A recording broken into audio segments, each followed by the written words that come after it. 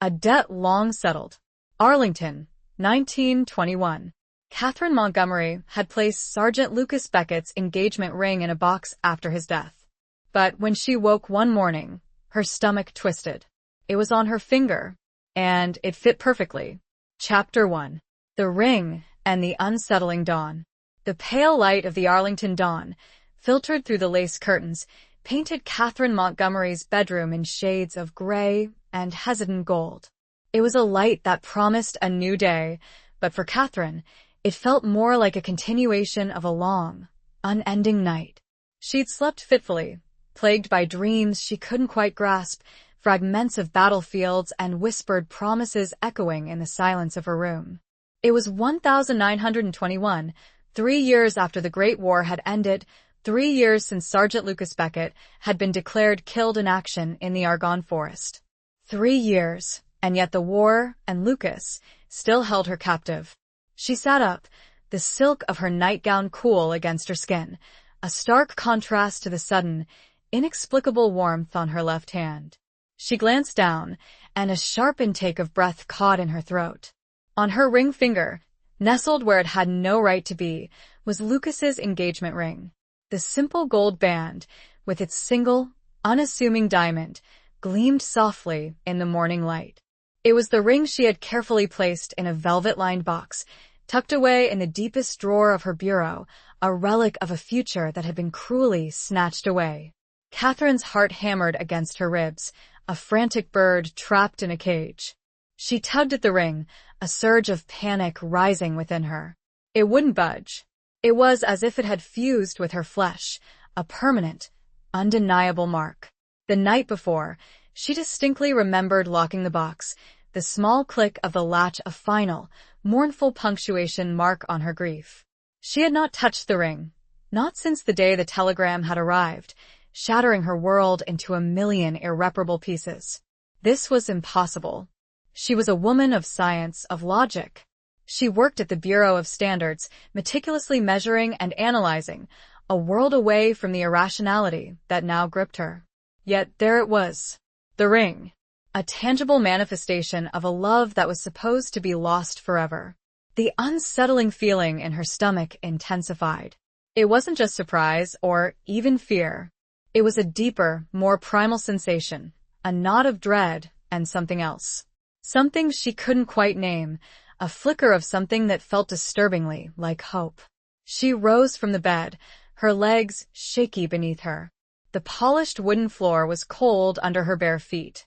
She walked to the window, pulling back the curtain to gaze out at the manicured lawns of Arlington, the rows of white headstones in the distance, a silent, solemn testament to the war's devastating toll. Lucas wasn't buried there. His body had never been recovered. He was simply gone. Another name on a long list of the missing, another ghost haunting the battlefields of France. Catherine wrapped her arms around herself, trying to ward off the chill that seeped into her bones, a chill that had nothing to do with the morning air. The ring felt heavy on her finger, a constant, throbbing reminder. She remembered the day Lucas had given it to her, just weeks before he shipped out. They had been sitting on a park bench, the scent of blooming lilacs thick in the air, the promise of spring a stark contrast to the looming shadow of war. "Catherine," he had said, his voice low and earnest, his blue eyes, the color of a summer sky, filled with a love that had made her heart soar. "Marry me. When I come back, we'll build a life together. A life filled with laughter and children and everything we've ever dreamed of." He had slipped the ring onto her finger then, and it had fit perfectly. A perfect circle, symbolizing a perfect future. A future that had vanished in the smoke and fire of the Western Front. Now, the ring was back, but it felt different. It felt charged, as if it carried not just the memory of Lucas, but something more. Something unsettling, something alive. She looked down at it and ran her fingers over the diamond. She had the eerie feeling he wasn't dead. How could he be if the ring was on her finger? It had to mean something, but what? The house was silent, save for the gentle ticking of the grandfather clock in the hallway, a steady rhythm that usually soothed her. Today, it felt like a countdown, relentless march toward an unknown and potentially terrifying revelation. Her aunt, Margaret, with whom she lived, was still asleep. Margaret, a woman of unwavering practicality and a staunch believer in moving on, had been Catherine's rock through the darkest days. But even Margaret, with her boundless common sense, couldn't explain this. Catherine knew she couldn't stay in the house, couldn't face the quiet scrutiny of the familiar rooms, the silent judgment of the portraits on the walls. She needed air. She needed to think. She didn't know what she needed. She dressed quickly, pulling on a simple gray dress and a sturdy pair of walking shoes. She didn't bother with a hat, a small act of rebellion against the rigid expectations of society, expectations that had always felt suffocating, especially now. She grabbed her shawl, a soft wool wrap that had belonged to her mother, and slipped out of the house, the front door closing behind her with a soft, almost apologetic click. The morning air was crisp and cool, carrying the scent of damp earth and the distant rumble of the city awakening. She walked without a specific destination in mind, her feet carrying her along familiar paths, past the stately homes and manicured gardens of Arlington. The ring felt like a beacon, pulsing with a strange energy, guiding her, pulling her somewhere. She found herself walking towards the cemetery, the vast expanse of white headstones stretching out before her like a silent, accusing army. It was a place she usually avoided, a place that held too many painful memories, too many unanswered questions. But today, she felt drawn to it, compelled by a force she couldn't explain, a force that emanated from the ring on her finger, a force that whispered of a love that refused to stay buried. The question, though she dared not voice it even to herself, was what, or who, was she being drawn to? Chapter 2. Whispers of Arlington Cemetery. The wrought iron gates of Arlington National Cemetery stood open, an invitation and a warning. Catherine hesitated at the entrance, her hand instinctively going to the ring on her finger. It felt warm, almost feverish, a stark contrast to the cool morning air. The silence within the cemetery was profound, broken only by the rustling of leaves in the ancient oaks and the distant caw of a crow. It was a silence that spoke volumes, a silence filled with the echoes of lives lost, of battles fought, of dreams shattered. She stepped inside, the gravel path crunching softly under her shoes. Rows upon rows of white headstones stretched out before her, a seemingly endless sea of marble and granite. Each stone represented a life, a story, a sacrifice. Catherine had visited the cemetery before, of course, to pay her respects to fallen relatives, to attend the somber ceremonies honoring the war dead. But she had always kept her distance, emotionally and physically, from the raw, palpable grief that permeated the air. Today, however, she felt a strange sense of connection, a feeling that she was not just a visitor, but a participant in this vast, silent drama. The ring seemed to pulse in rhythm with her heartbeat, guiding her forward, drawing her deeper into the heart of the cemetery. She passed by the tomb of the unknown soldier, the imposing marble sarcophagus a stark reminder of the anonymity of war, of the countless lives lost without a trace. She remembered the dedication ceremony, the solemn procession, the hushed reverence of the crowd. It had been a powerful, moving experience, but it had also left her feeling strangely empty. Lucas was an unknown. He had a name, a face, a story. But he was still lost. As she walked, she began to notice the small details, the things she had overlooked in her previous visits. The delicate carvings on some of the headstones, the faded photographs tucked into crevices, the wilting flowers left by grieving loved ones. She saw a young woman, dressed in black, kneeling beside a headstone, her shoulders shaking with silent sobs. Catherine felt a pang of empathy, a shared understanding of the pain that lingered long after the guns had fallen silent. She paused before a particularly old section of the cemetery, where the headstones were weathered and worn, the inscriptions barely legible. The air here felt different, heavier, charged with a sense of history, of secrets buried deep beneath the earth. She ran her hand over the cold, smooth surface of one of the stones, her fingers tracing the faded outline of a name. Suddenly, she heard a voice, a low murmur that seemed to come from the ground itself. She stopped, her heart pounding in her chest. She looked around, but there was no one in sight. She must be imagining things, she thought, the stress and the unsettling discovery of the ring playing tricks on her mind.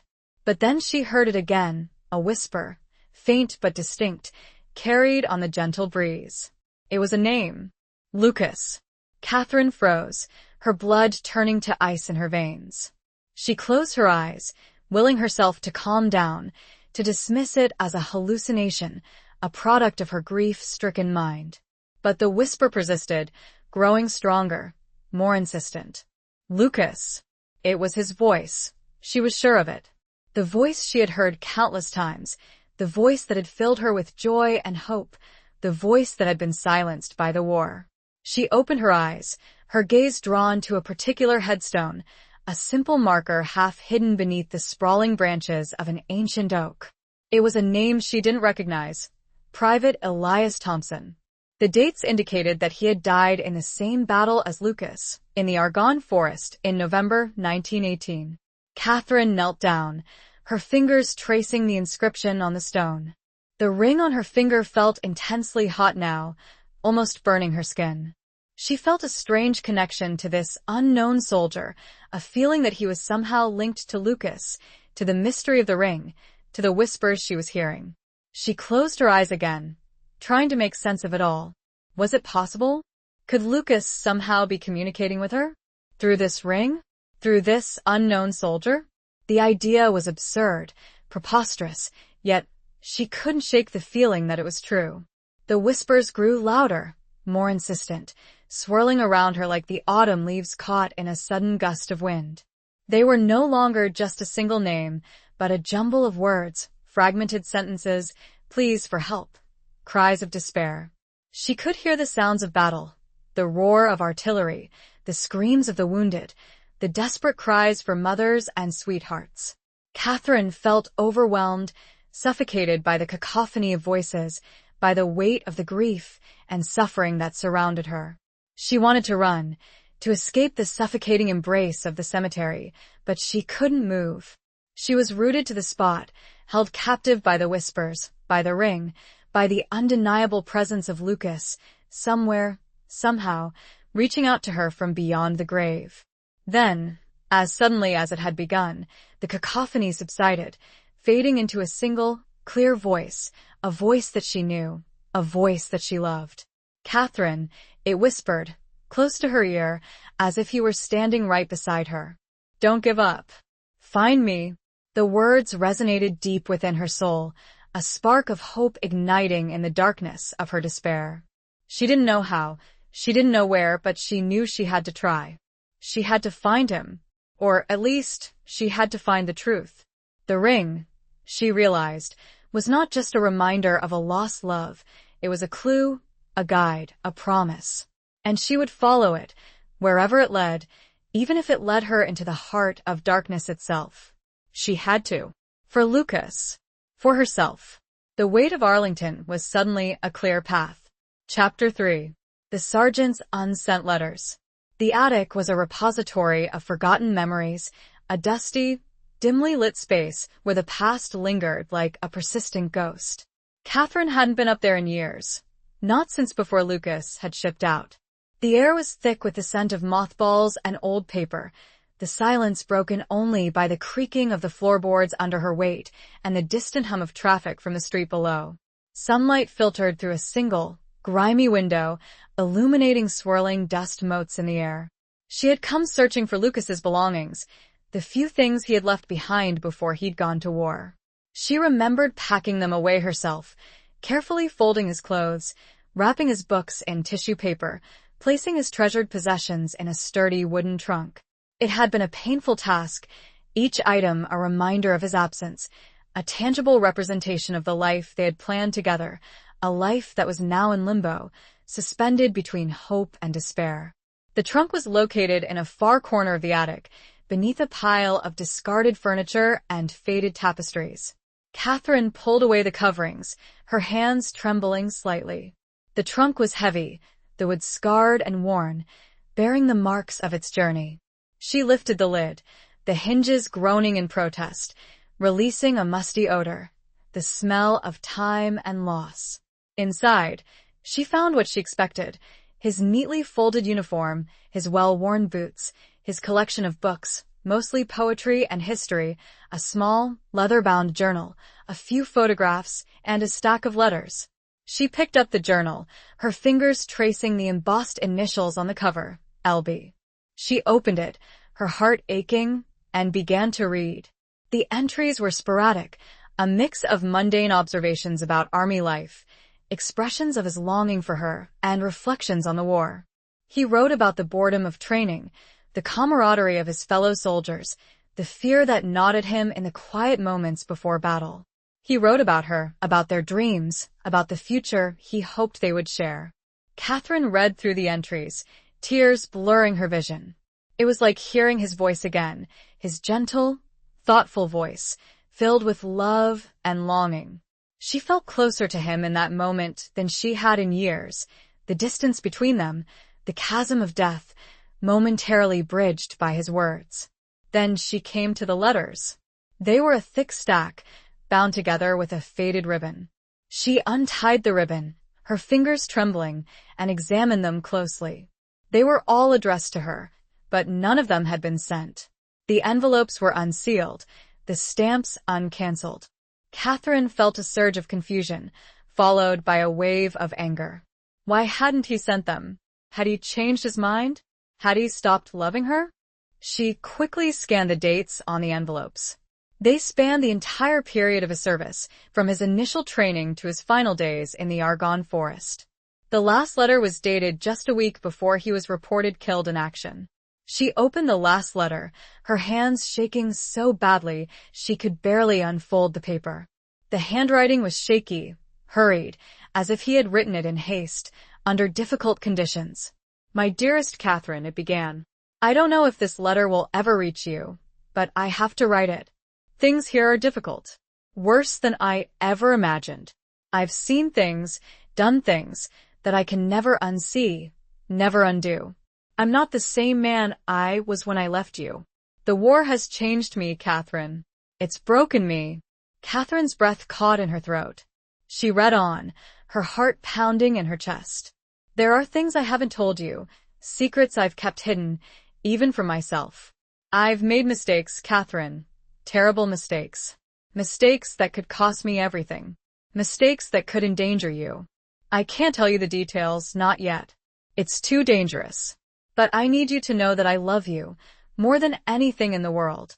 And I need you to trust me, even if you don't understand. Please, Catherine, trust me. If something happens to me, if I don't come back, there's something you need to know. Something about a man named Thompson. Private Elias Thompson. He knows the truth. He can help you. I'm running out of time. I have to go. I love you, Catherine. Always and forever. Lucas." Catherine stared at the letter, her mind reeling. Secrets? Mistakes? Danger? What was he talking about? And who was this Private Elias Thompson? The same soldier whose grave she had visited. The soldier who had somehow whispered Lucas's name? The pieces of the puzzle were starting to come together, but they formed a picture that was far more complex, far more disturbing than she had ever imagined. The ring, the whispers, the unsent letters, it was all connected, somehow. Lucas hadn't simply died in battle. There was something more, something hidden, something dangerous. She carefully refolded the letter, her hands still trembling. She looked at the other letters, the stack of unfulfilled promises, of unspoken words. She knew she had to read them all, every single one. They held the key to the mystery, the key to understanding what had happened to Lucas, the key to finding the truth. She began with the first letter, dated just a few weeks after he had left for training camp. As she read, she was transported back in time, to the early days of their courtship, to the heady excitement of their newfound love, to the shadow of the war that loomed over them, threatening to tear them apart. She read about his struggles to adapt to army life, his homesickness, his fear of the unknown. She read about his growing friendship with his fellow soldiers, his admiration for his commanding officers, his unwavering belief in the cause for which they were fighting. And then, slowly, subtly, the tone of the letters began to change. There were hints of disillusionment, of doubt, of something darker, something he couldn't quite articulate. He started to mention rumors of corruption, of incompetence, of betrayal. He wrote about his growing unease, his feeling that something wasn't right, that something was being hidden from him, from all of them. The ring on her finger felt heavy, a constant reminder of the unanswered questions, of the perilous path that lay ahead. She had a feeling that finding Elias Thompson's truth was only the beginning. A chill touched the back of her neck, and she closed the final letter. It was getting dark. Chapter 4. A stranger with familiar eyes. The offices of the Bureau of Standards were a sanctuary of order and precision, a world of meticulously calibrated instruments, carefully documented experiments, and rigorously tested theories. Catherine had always found comfort in this environment, in the certainty of numbers, in the predictability of scientific laws. But today, the familiar surroundings felt alien, the comforting routines jarring. Her mind was elsewhere, consumed by the mystery of Lucas's unsent letters, by the whispers in the cemetery, by the unsettling presence of the ring on her finger. She tried to focus on her work, analyzing data from a recent experiment on the thermal conductivity of metals, but her thoughts kept drifting back to Lucas, to the secrets he had hinted at, to the danger he had alluded to. She couldn't shake the feeling that she was on the verge of uncovering something significant, something that could change everything. She had spent the previous evening poring over Lucas's letters, searching for clues, for any mention of Private Elias Thompson, for any hint of the mistakes he had referred to.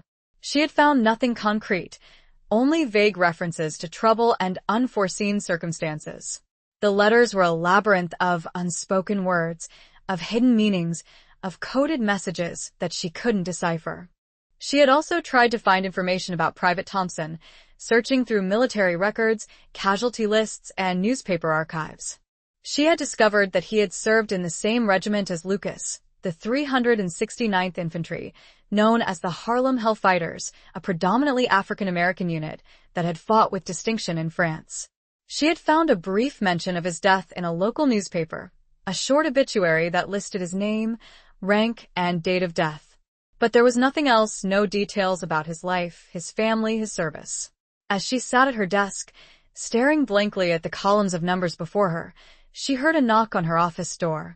She looked up, startled, and saw a man standing in the doorway. He was tall and lean, with broad shoulders and a military bearing. He was dressed in a civilian suit, but there was something about him, a certain stiffness in his posture, a certain intensity in his gaze, that suggested a military background. "Miss Montgomery?"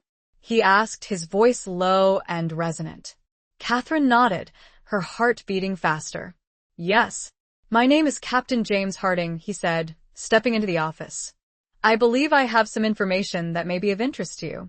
Catherine felt a surge of apprehension, mixed with a flicker of hope. "Information? About what?" The captain glanced around the office, as if checking for eavesdroppers.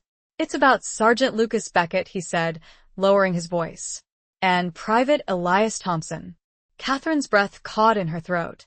She gestured for him to sit down. He did so, taking the chair opposite her desk. He looked at her intently, his eyes, a striking shade of green, strangely familiar. "How would he know about Sergeant Beckett and Private Thompson?" Catherine asked, her voice trembling slightly. "I served with them in France," Captain Harding said. "In the 369th. I was their commanding officer." Catherine stared at him, her mind reeling. This was unexpected, to say the least. She had been searching for information about Lucas and Thompson, and now, seemingly out of nowhere, their commanding officer had appeared. "I understand you've been asking questions about them," Captain Harding continued. "About their deaths." Catherine hesitated, unsure how much to reveal. I was engaged to Sergeant Beckett," she said finally, "and I've come across some information that suggests his death may not have been straightforward." Captain Harding nodded slowly. I suspected as much, he said. That's why I'm here. He paused, as if weighing his words carefully. Sergeant Beckett and Private Thompson were involved in something sensitive, he said. Something that could have had serious consequences. Catherine leaned forward, her heart pounding in her chest. What kind of consequences? They uncovered evidence of corruption, Captain Harding said. Within the ranks. High-ranking officers involved in illegal activities. Catherine felt a chill run down her spine. This was what Lucas had hinted at in his letters, the mistakes he had referred to. What kind of illegal activities? She asked. Profiteering, Captain Harding said. Selling supplies on the black market.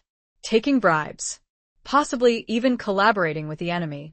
Catherine gasped. Collaborating with the enemy? You mean treason? Captain Harding nodded grimly. It's a possibility, he said. A very real possibility. He looked at her intently, his green eyes searching hers. Sergeant Beckett and Private Thompson were trying to expose the corruption, he said. They were gathering evidence, preparing to report it to the authorities. But they were silenced. Catherine felt a wave of nausea wash over her. Silenced? You mean murdered? Captain Harding hesitated. That's what I believe, he said. And I believe their deaths were made to look like battlefield casualties. Catherine stared at him, her mind struggling to grasp the enormity of what he was saying. Lucas hadn't died in battle. He had been murdered. Murdered because he had discovered the truth, because he had tried to do the right thing. She blinked and looked at him again. The eyes. She knew those eyes. But that was impossible. Captain, she began, have we met before? He looked startled for only a moment. He leaned forward. Miss Montgomery, he said. Catherine, don't you recognize me? The captain reached up and touched his face, specifically the area above his lip. He no longer wore the small, neatly trimmed mustache. Catherine gasped. The ring on her finger felt like ice. It was Lucas. Chapter 5. Shadows of the Past Unveiled. The revelation struck Catherine with the force of a physical blow.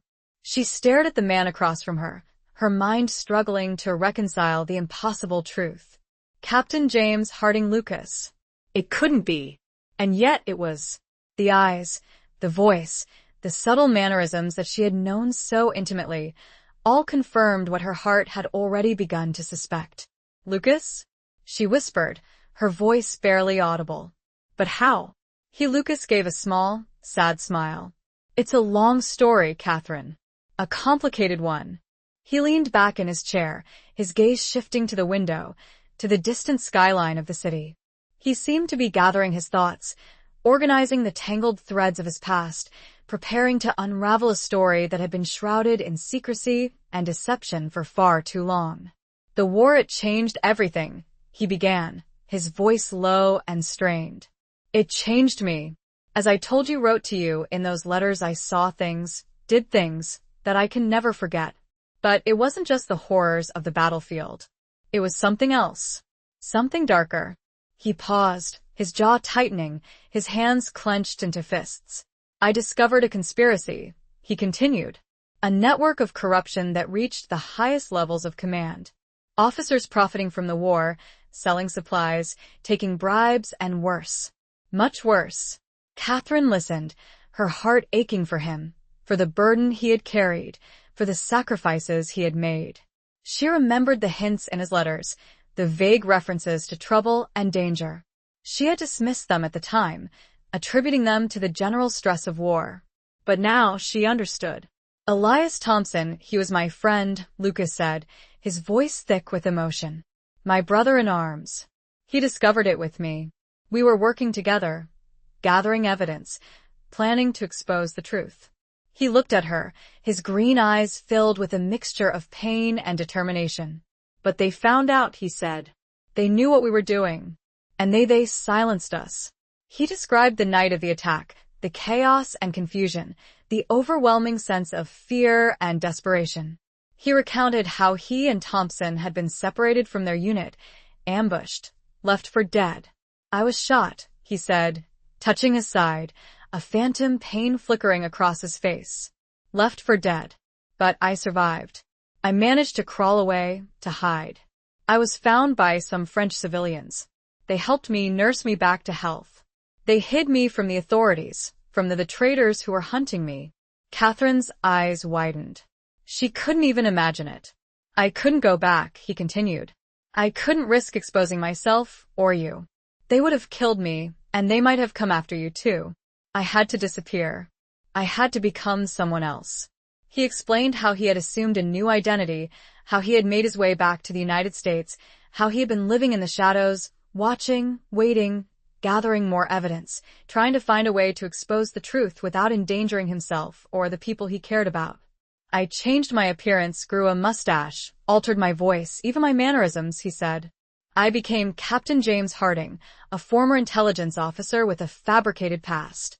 It was the only way I could survive, the only way I could protect you. Catherine was overwhelmed by the sheer audacity of it, by the courage and resilience he had shown. He had sacrificed everything, his identity, his life, his future with her, to protect her and to bring the guilty to justice. But the telegram, she said, her voice trembling. The report of your death fabricated, Lucas said. Arranged by the same people who tried to kill me. They wanted everyone to believe I was dead, to erase me from existence. He reached across the desk and took her hand, his touch sending a jolt of electricity through her. The ring on her finger, his ring, felt warm, a tangible connection to the man she had loved and lost, the man who was now sitting before her, alive and real. I saw you, Catherine, he said, his voice filled with emotion. At the cemetery. I couldn't stay away. I had to see you to make sure you were all right. He explained how he had been following her, watching over her, protecting her from afar. He had witnessed her grief, her pain, her unwavering loyalty to his memory. He had been torn between his desire to reveal himself and his fear of endangering her. The ring, Catherine said, her voice barely a whisper. How did it? Lucas smiled, a genuine smile that reached his eyes, chasing away the shadows that had haunted him for so long. I put it there, he said. While you were sleeping. I wanted you to know. I wanted you to feel me. Catherine felt tears welling up in her eyes, tears of relief, of joy, of disbelief. She had thought she had lost him forever, but he was here, alive, sitting before her. The impossible had happened. The dead had returned. But the joy was tempered by a sense of unease, by the knowledge of the danger that still lurked in the shadows. The conspiracy he had uncovered was still active, the traitors still at large. He was still a target, and now she was too. What happens now? She asked, her voice filled with apprehension. Lucas squeezed her hand, his gaze firm and resolute. Now, he said, we finish what we started. We expose the truth. We bring them to justice. Together. The weight, while still heavy, was bearable now. She was not alone. Chapter 6. The House That Holds Secrets. Lucas, still masquerading as Captain Harding to the outside world, insisted they move Catherine from her aunt's house. He explained that it was too exposed, too easily accessible to those who might be looking for them. He had found a safe house, a small, unassuming cottage on the outskirts of Arlington, a place where they could lie low, plan their next move, and unravel the remaining threads of the conspiracy. The cottage was nestled in a secluded wooded area, hidden from the road by a thick screen of trees. It was old and somewhat dilapidated, with peeling paint and overgrown ivy clinging to the walls. But it was sturdy and secure, with thick stone walls and heavy wooden shutters. It felt like a refuge, a place where they could escape the watchful eyes of their enemies, a place where they could be themselves, Catherine and Lucas, not Miss Montgomery and Captain Harding. The interior was sparsely furnished, with just the bare essentials: a bed, a table, a few chairs, a fireplace, and a small kitchen area. It was a far cry from the comfortable elegance of Catherine's aunt's house, but it felt more like home than any place she had been in years. It was their home, a temporary haven where they could rebuild their shattered lives, piece together their fragmented past, and forge a new future. Lucas had brought with him a collection of documents, maps, and photographs, the evidence he had been gathering over the past 3 years. He spread them out on the table, a chaotic jumble of papers that represented the dark underbelly of the war, the corruption and betrayal that had festered beneath the surface of patriotic fervor. "This is what we're up against," he said, his voice grim. "A network of powerful men, deeply entrenched in the military and the government.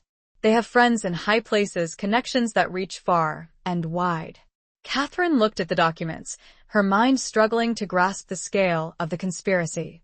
She recognized some of the names, prominent figures in society, respected military leaders, men who were hailed as heroes. "How can we possibly expose them?" she asked, her voice filled with doubt.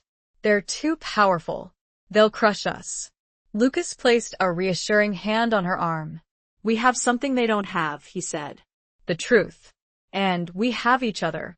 He explained his plan, a carefully crafted strategy that involved gathering more evidence, identifying key witnesses, and finding a way to leak the information to the press, to someone who could expose the truth without being silenced. "It's risky," he admitted. "Dangerous. But it's the only way. We can't let them get away with this. We owe it to the men who died, to the families who were betrayed, to the country we fought for." Catherine nodded, her resolve hardening. She was afraid, yes, but she was also angry. Angry at the injustice, at the corruption, at the lies that had shattered her life and stolen her future. She would not be intimidated. She would not be silenced. She would fight alongside Lucas, whatever the cost. They spent the next few days working tirelessly, poring over the documents, piecing together the puzzle, connecting the dots. They worked late into the night, fueled by coffee and adrenaline, their shared purpose forging a bond between them that was stronger than ever. They also took time to reconnect, to rediscover each other, to heal the wounds of the past. They talked for hours, sharing their experiences, their fears, their hopes. They reminisced about their courtship, about the simple joys of their life before the war, about the dreams they had shared. They also talked about the present, about the challenges they faced, about the risks they were taking. They made plans for the future, tentative plans, conditional plans, but plans nonetheless. They talked about marriage, about children, about a life together, a life free from fear and deception. The cottage, despite its humble appearance, became a sanctuary of love and hope. They cooked simple meals together, shared quiet evenings by the fireplace, stole kisses in the shadows. They found solace in each other's arms, a refuge from the storm that raged around them. But the danger was never far away. They were constantly on guard, watching for any sign of surveillance, any indication that they were being followed. Lucas taught Catherine how to use a gun, how to defend herself, how to survive. One evening, as they were sitting by the fireplace, reading, Catherine noticed a small, wooden box tucked away on a shelf. She picked it up, curious. It was locked. "What's this?" she asked, turning to Lucas. He looked up, his expression shifting from relaxed to guarded. That's something I found," he said. "In France. Among Thompson's belongings." Catherine's heart skipped a beat. "Thompson's?" Lucas nodded. "I've been meaning to try and open it," he said. "But I haven't had the time. Or the right tools." Catherine examined the box closely. It was intricately carved, with a delicate floral design. It looked old, possibly antique. She felt a strange sense of anticipation, a feeling that it held something important, something that could be crucial to their investigation. "Let's try to open it now," she said, her voice filled with a sudden urgency. Lucas hesitated, then nodded. "All right," he said. "Let's see what secrets it holds." The house was silent, the anticipation a pressure in the air. Chapter 7. A Dance with a Ghostly Memory. Lucas retrieved a small set of tools from a drawer, a collection of picks and probes that he had acquired during his time in hiding. He carefully examined the lock on the wooden box, his brow furrowed in concentration. It was an old-fashioned mechanism, intricate and delicate. Catherine watched him, her hands clasped tightly in her lap. The silence in the cottage was punctuated only by the crackling of the fire and the occasional click of the tools as Lucas worked. The air was thick with anticipation, with a sense of foreboding. They both felt that this box held something significant, a piece of the puzzle that could help them unlock the truth. After several minutes of painstaking effort, Lucas finally managed to pick the lock. There was a soft click, and the lid of the box sprung open. Catherine leaned forward, her heart pounding in her chest. Inside, nestled on a bed of faded velvet, was a single object, a silver locket, intricately engraved with the same floral design as the box. The locket was tarnished with age, but it still retained a hint of its former beauty. Catherine reached for the locket, her fingers trembling. She opened it carefully, revealing 2 miniature portraits.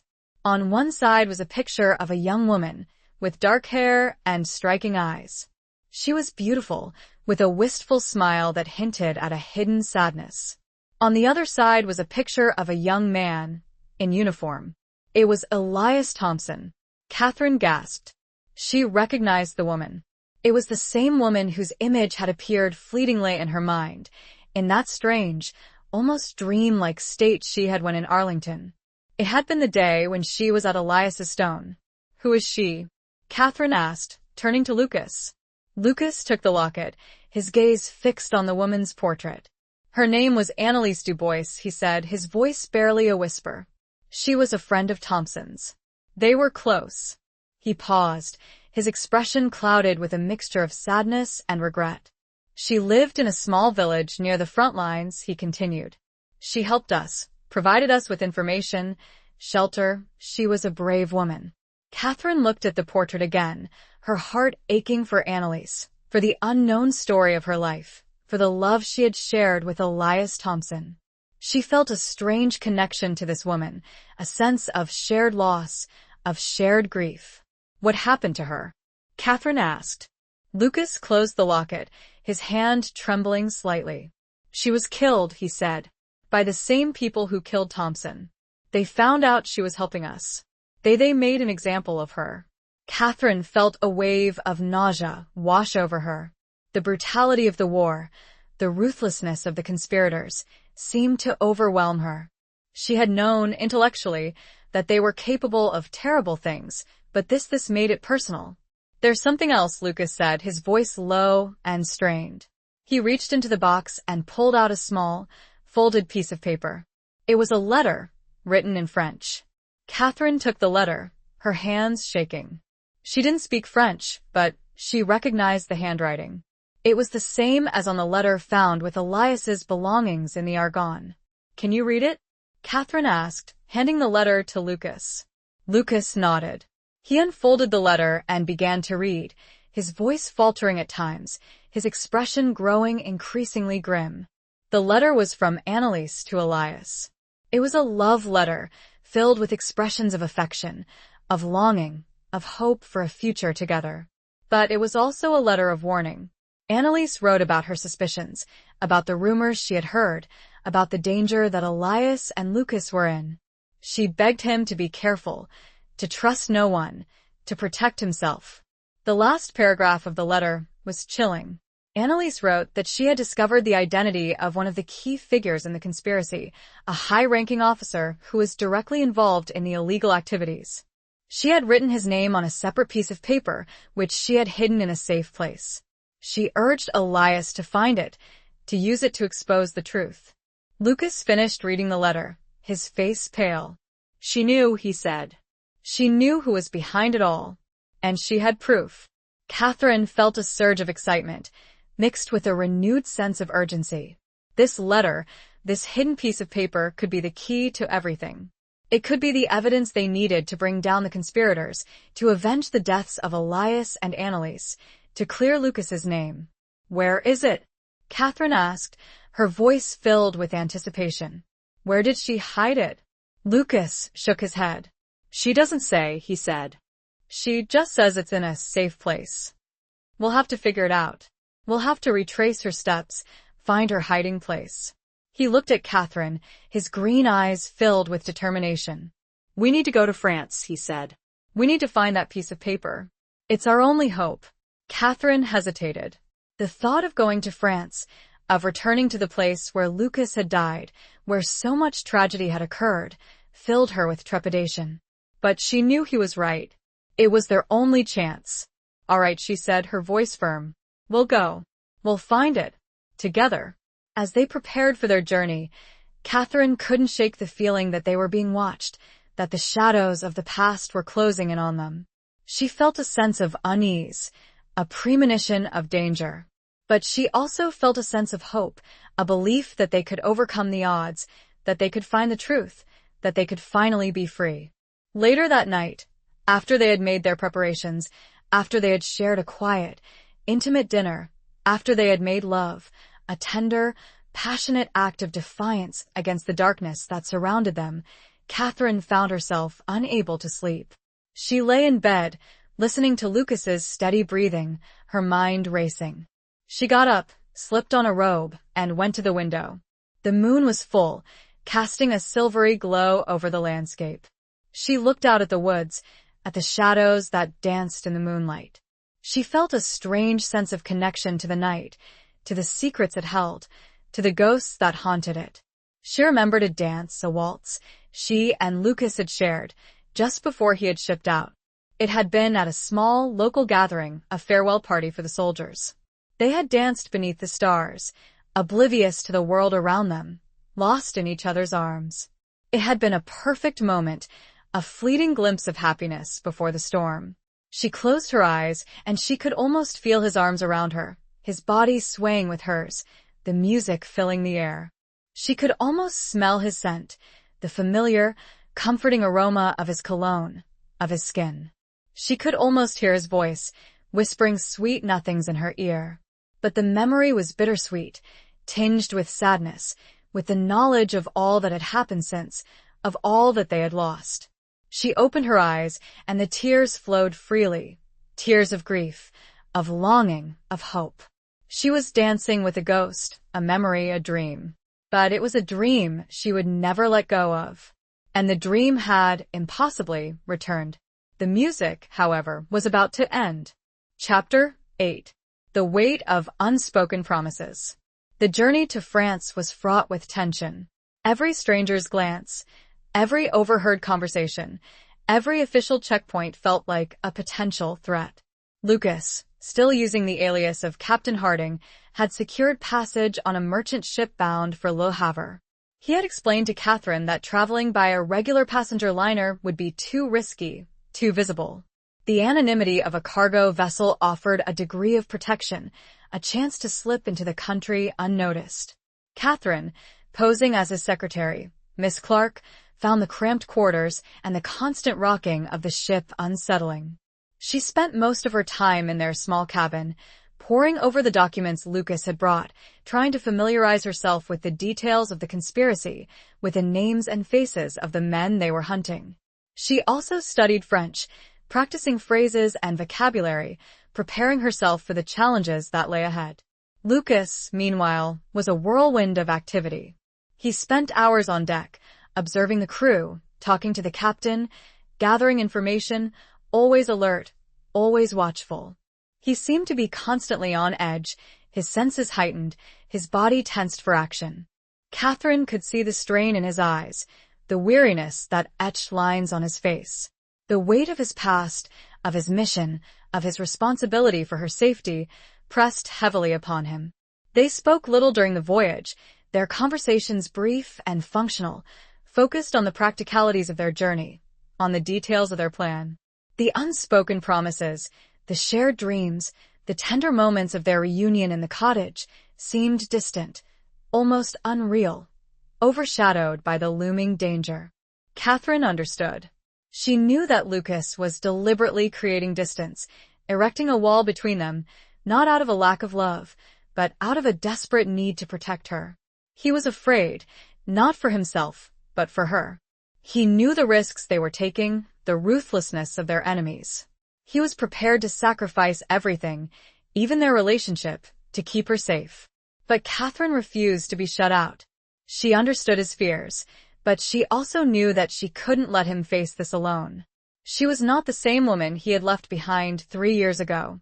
The war, her grief, her experiences had changed her, strengthened her. She was no longer a naive, sheltered girl. She was a woman, a survivor, a fighter.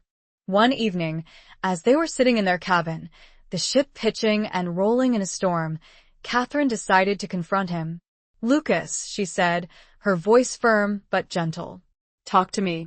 Don't shut me out. He looked at her, his green eyes filled with a mixture of surprise and reluctance. He hesitated, then sighed, running a hand through his hair. Catherine, he began, then trailed off, struggling to find the words. I know you're afraid, Catherine said. For me. But I'm not afraid. Not anymore. I'm with you, Lucas. Whatever happens, we'll face it together. He looked at her, his gaze softening. He reached out and took her hand, his touch sending a familiar warmth through her. I love you, Catherine, he said, his voice thick with emotion. More than anything in the world.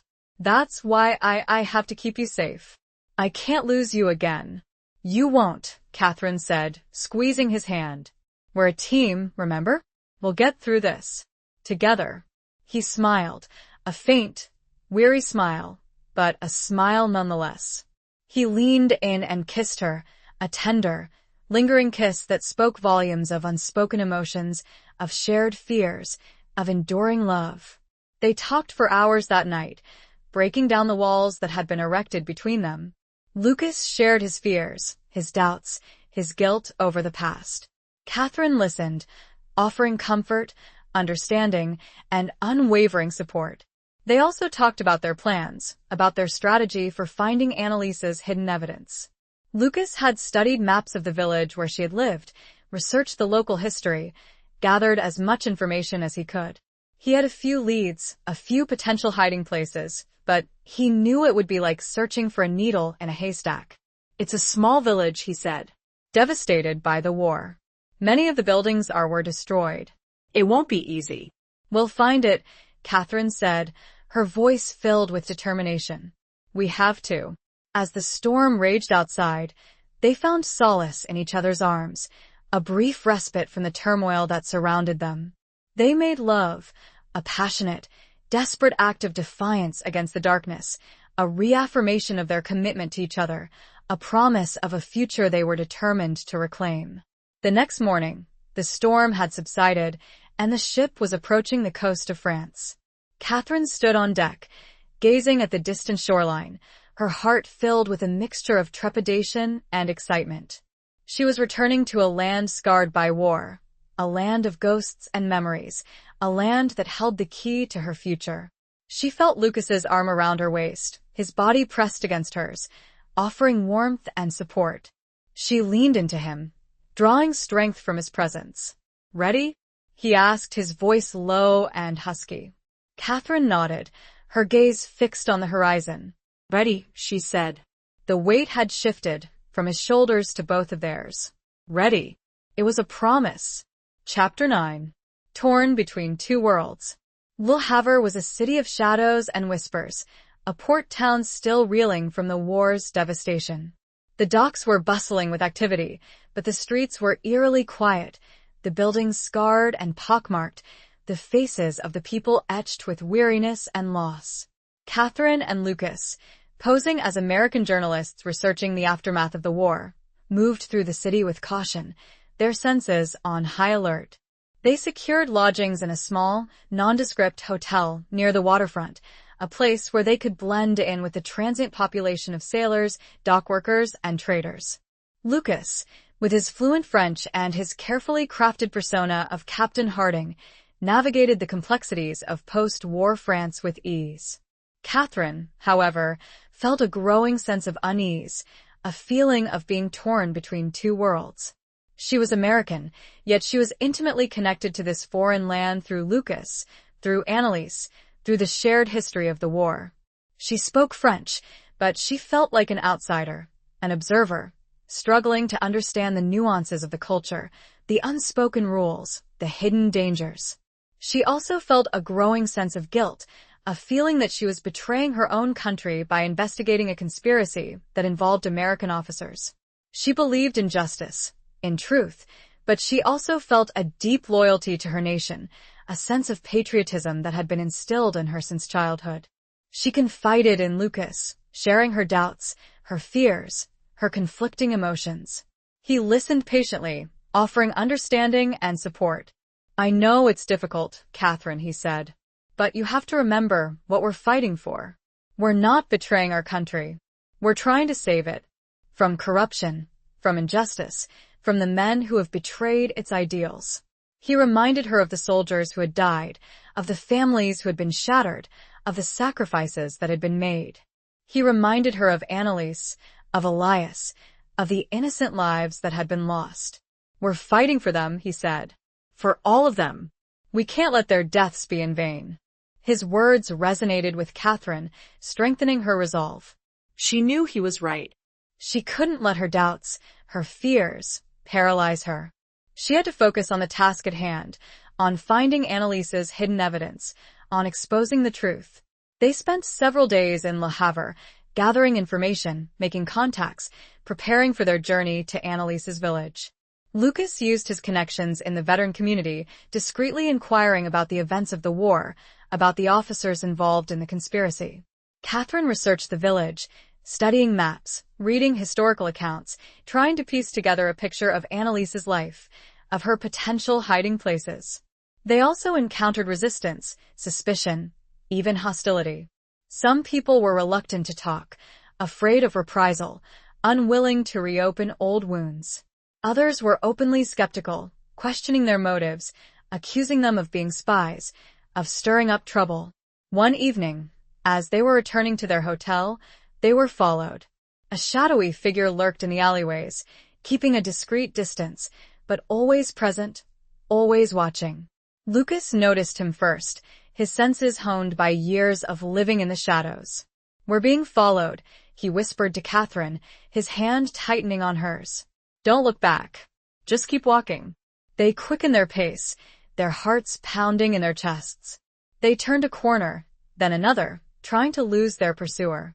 But the figure remained, a persistent shadow, a constant reminder of the danger they were in. They finally reached their hotel, slipping inside the lobby, hoping to find safety in the anonymity of the crowd. But the figure followed them, entering the hotel, taking a seat in a dimly lit corner, his eyes fixed on them. Lucas recognized him. It was one of the men he had identified as being involved in the conspiracy, a former intelligence officer named Dubois, no relation to Annalise, known for his ruthlessness and his connections to the French underworld. Lucas knew that Dubois's presence was no coincidence. He had been sent to watch them, to intimidate them, possibly even to harm them.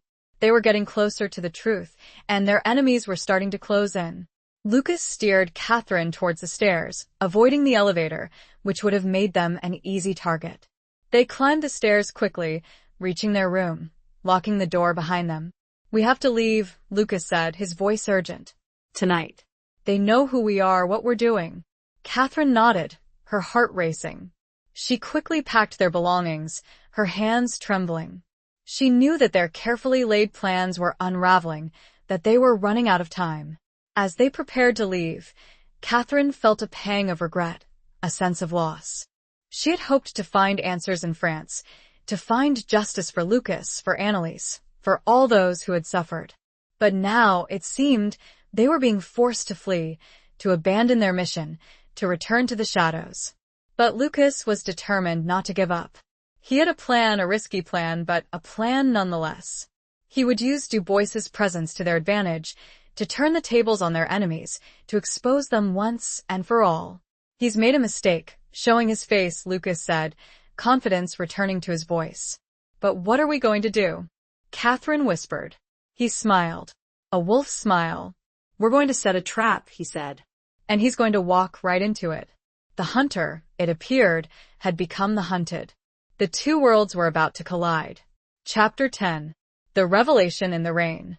The rain began as a drizzle, a soft, persistent mist that shrouded the streets of Le Havre in a veil of gray. It soon intensified, transforming into a torrential downpour, the cobblestones slick and treacherous underfoot, the gutters overflowing with rushing water. The storm mirrored the turmoil in Catherine's heart, the fear and uncertainty that gnawed at her, the desperate hope that clung to her like a lifeline. Lucas's plan was audacious, bordering on reckless. He intended to use Dubois, the man who was following them, as bait, to lure the other conspirators into the open, to expose their network of corruption and betrayal. He had contacted an old acquaintance, a journalist named Renard, a man known for his integrity and his courage, a man who had been investigating the same rumors of wartime profiteering and collaboration. Lucas had arranged a meeting with Renard at a secluded location, a deserted warehouse on the outskirts of the city. He had instructed Renard to bring with him a photographer to document the encounter, to capture the evidence that would expose the conspirators. Catherine was apprehensive, to say the least. She knew the risks involved, the potential for violence, the possibility that they were walking into a trap. But she also trusted Lucas implicitly. She knew that he would not put her in danger unless it was absolutely necessary. She knew that he was driven by a fierce determination to seek justice, to avenge the wrongs that had been committed. They left their hotel under the cover of darkness, the rain providing a natural camouflage, obscuring their movements. They moved quickly, silently, through the deserted streets, their senses on high alert.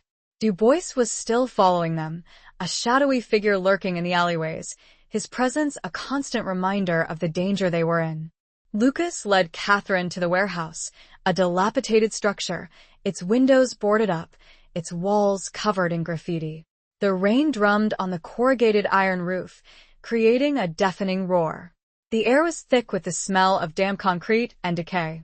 They slipped inside the warehouse, finding themselves in a vast, cavernous space, dimly lit by a few flickering lanterns. The floor was littered with debris, broken crates, rusted machinery. The air was cold and damp, a chill seeping into their bones. Renard was already there, waiting for them, his face grim, his eyes filled with a mixture of anticipation and apprehension. He was accompanied by a young man, his photographer, who nervously adjusted the straps of his camera.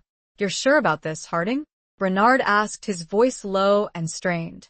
"This is dangerous. These men are not to be trifled with." "I'm sure," Lucas replied, his voice firm and resolute. "We have to do this. It's the only way." He explained his plan to Renard, outlining the steps they would take, the signals they would use, the precautions they would observe.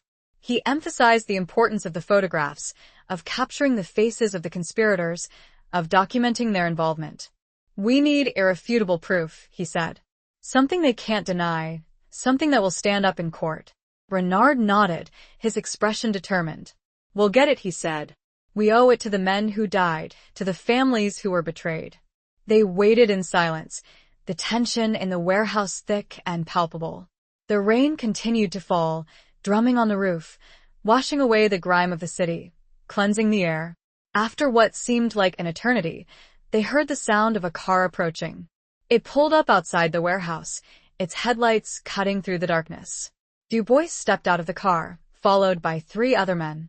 Catherine recognized them from the photographs Lucas had shown her. They were all high-ranking officers, men who had played a key role in the conspiracy. Lucas gave the signal, and Renard's photographer began snapping pictures, the flash of his camera illuminating the scene, capturing the faces of the conspirators, their expressions of surprise and anger. Du Bois and his men entered the warehouse, their eyes scanning the darkness, their hands hovering near their weapons. "Harding!" Du Bois shouted, his voice echoing through the cavernous space. "I know you're here. Show yourself." Lucas stepped out of the shadows, his face illuminated by the flickering lanterns. Catherine stood beside him, her heart pounding in her chest, her hand gripping his. "Du Bois," Lucas said, his voice calm and steady. "You've made a mistake. You shouldn't have followed us." Du Bois sneered. "You're the one who's made a mistake, Harding," he said. "Or should I say, Beckett? You're a dead man." "You should have stayed dead." "I'm not dead," Lucas said. "And I'm not going anywhere. Not until I expose you and your cronies for what you are. Traitors. Murderers." The confrontation escalated quickly. Du Bois and his men drew their weapons, their intentions clear. Lucas and Catherine were outnumbered, outgunned, but they stood their ground, defiant. Suddenly, Renard stepped forward, his voice booming through the warehouse. "Stop," he shouted. "This is being recorded. The world will know what you've done."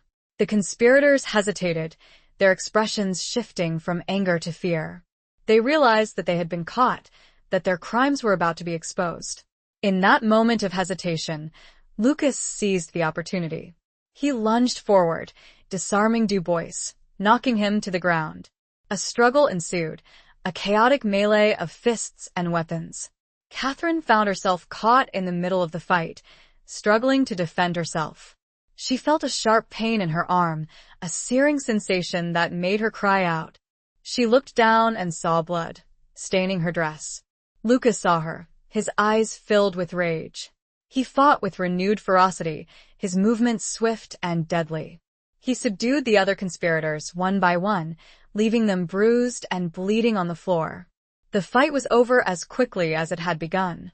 The warehouse fell silent, except for the sound of the rain, the ragged breathing of the combatants, the sobs of Catherine, clutching her wounded arm.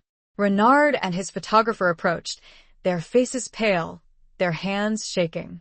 They had captured it all, the confrontation, the fight, the evidence that would expose the conspirators. "It's over," Renard said, his voice filled with relief. "We have them." Lucas turned to Catherine, his face filled with concern. He gently examined her arm, his touch tender and reassuring. "It's just a scratch," she said, trying to smile, trying to reassure him. But the pain was intense, and the fear was still there, a cold knot in her stomach. The rain seemed to intensify, and through the warehouse doors, as clear as day, she saw it, the name on a rain-soaked crate. Annalise. Chapter 11. Echoes of a Battlefield Vow. The name, stenciled crudely onto the rain-soaked crate, hit Catherine like a physical blow. Annalise. It was a name that had haunted her dreams, a name that whispered of love and loss, of betrayal and sacrifice. It was the name of the woman who held the key to the conspiracy, the woman whose hidden evidence could bring down the men who had murdered Lucas's friend and tried to kill Lucas himself. "Lucas," Catherine said, her voice trembling, pointing to the crate. "Look." Lucas followed her gaze, his eyes widening in disbelief. He knelt down beside the crate, his fingers tracing the letters of Annalise's name. He recognized the crate instantly. It was a standard-issue military supply crate, the kind used to transport ammunition, food, and other essentials to the front lines. He had seen countless such crates during his time in France. How did it get here? Lucas wondered aloud, his voice filled with a mixture of confusion and excitement. Renard, who had been examining the other crates, offered an explanation. "This warehouse was used to store supplies during the war," he said. "It's likely this crate was shipped here from France, along with other surplus equipment." The revelation sent a surge of adrenaline through Catherine. Annalise's hidden evidence, the piece of paper that could expose the conspiracy, might be closer than they had ever imagined. It could be right here, in this warehouse, hidden within this very crate. "We need to open it," Catherine said, her voice urgent. "Now." Lucas hesitated. He knew that opening the crate in front of Du Bois and his men was risky. They were subdued, but they were still dangerous. He also knew that Renard and his photographer needed to leave, to get the evidence they had gathered to safety, to publish their story. "Renard," Lucas said, "you need to go. Take the photographs, get them to your newspaper. Expose these men for what they are." Renard nodded, understanding. "What about you?" he asked. "What will you do?" "We'll be fine," Lucas said. "We'll deal with this." Renard hesitated, then nodded again. He knew that Lucas was a capable man, a soldier, a survivor. He trusted him to handle the situation. "Good luck," Renard said, shaking Lucas's hand. "And be careful." Renard and his photographer left the warehouse, disappearing into the rainy night. Lucas turned his attention back to the crate, his mind racing. He knew that he had to act quickly, before Du Bois and his men recovered, before reinforcements arrived. He found a crowbar among the debris, and he began to pry open the crate. The wood was old and brittle, splintering easily under the pressure. Catherine watched him, her heart pounding in her chest, her injured arm throbbing with pain. The lid of the crate finally came loose, revealing its contents. It was filled with a jumble of items: old uniforms, blankets, mess kits, letters, photographs. Lucas began to sift through the contents, his hands searching for the one thing that mattered, the piece of paper that Annalise had hidden. Catherine helped him, her fingers carefully sorting through the items, her eyes scanning for anything that might be a clue. The air was thick with the smell of damp wool and old paper, the scent of history, of lives lived and lost. They worked quickly, silently, their movements synchronized, their shared purpose forging a bond between them that was stronger than the fear, stronger than the danger. Suddenly, Catherine felt something, a small, hard object tucked into the lining of an old army coat. She pulled it out, her heart skipping a beat. It was a small, leather-bound book, a diary. She opened the diary, her fingers trembling. The handwriting was delicate, feminine, in French. It was Annalise's diary. Catherine began to read, her eyes scanning the pages, searching for the crucial piece of information, the name of the high-ranking officer who had betrayed his country. As she read, she was transported back in time, to the small village in France, to Annalise's life, to her love for Elias, to her courageous efforts to help the Allied cause. She read about Annalise's fears, her hopes, her dreams, her growing suspicions about the corruption that was festering within the ranks of the American army. Then she found it. On a page marked with a small, pressed flower, a single name was written, in bold, defiant letters, General John Pershing Carter. Catherine gasped, her blood turning to ice in her veins. General Carter was a national hero, a celebrated military leader, a man who was revered by the public, respected by his peers. He was the last person she would have suspected. It seemed impossible, almost unthinkable. But it all suddenly made sense. She looked up at Lucas, her eyes wide with disbelief. "Lucas," she said, her voice barely a whisper. It's General Carter." Lucas took the diary, his gaze fixed on the name. He read the entry, his expression hardening, his jaw tightening. "Carter," he said, his voice filled with a mixture of anger and disgust. "I should have known.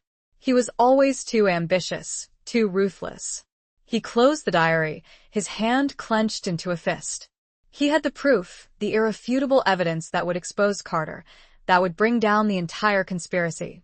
But he also knew that revealing this information would be incredibly dangerous. Carter was a powerful man, with powerful friends. He would not hesitate to silence them, permanently. Outside, the sound of sirens pierced the night. Du Bois's men must have called for help. They were running out of time. "We have to go," Catherine said, her voice urgent. "Now." Lucas nodded. He grabbed the diary, tucking it into his coat.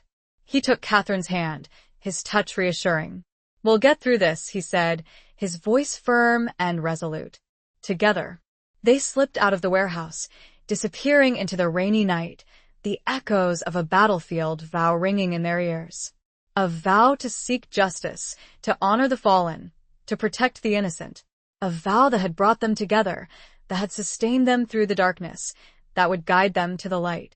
They had the truth. The rain had shown them that. But now, the deluge was about to begin. Chapter 12. The price of loyalty and love. The escape from the warehouse was a blur of adrenaline and fear. Lucas and Catherine, dodging police cars and weaving through darkened alleyways, made their way back to the relative safety of their hotel. They knew they couldn't stay there long. It was only a matter of time before Du Bois, likely nursing a bruised ego and a broken nose, directed his allies to their location. They needed to disappear, to find a safe haven where they could plan their next move, a place where they could expose Carter without becoming casualties themselves. Lucas, despite the chaos, remained remarkably calm, his military training kicking in. He was a soldier, after all, accustomed to operating under pressure, to making split-second decisions that could mean the difference between life and death. Catherine, however, was struggling. Her arm throbbed with pain, the blood soaking through the makeshift bandage Lucas had fashioned. She was exhausted, both physically and emotionally, the weight of their discovery, the enormity of the task ahead, pressing down on her. She was also grappling with a profound sense of betrayal. General Carter, a man she had admired, a symbol of American heroism, was a traitor. Once back in their room, Lucas quickly assessed Catherine's wound. It was more than a scratch, a deep gash that would require stitches. He cleaned it as best he could, his touch gentle, his eyes filled with concern. "We need to get you to a doctor," he said, his voice tight with worry. "No," Catherine replied, shaking her head. "We can't risk it. They'll be watching the hospitals, the clinics. We have to get out of here." Lucas knew she was right. Seeking medical attention would expose them, make them vulnerable. He had some basic medical knowledge, gleaned from his time in the army, but it was far from sufficient. He looked at Catherine, his heart aching for her. He had promised to protect her, to keep her safe, and now she was injured, in pain because of him, because of his past. He felt a surge of guilt, a wave of self-reproach.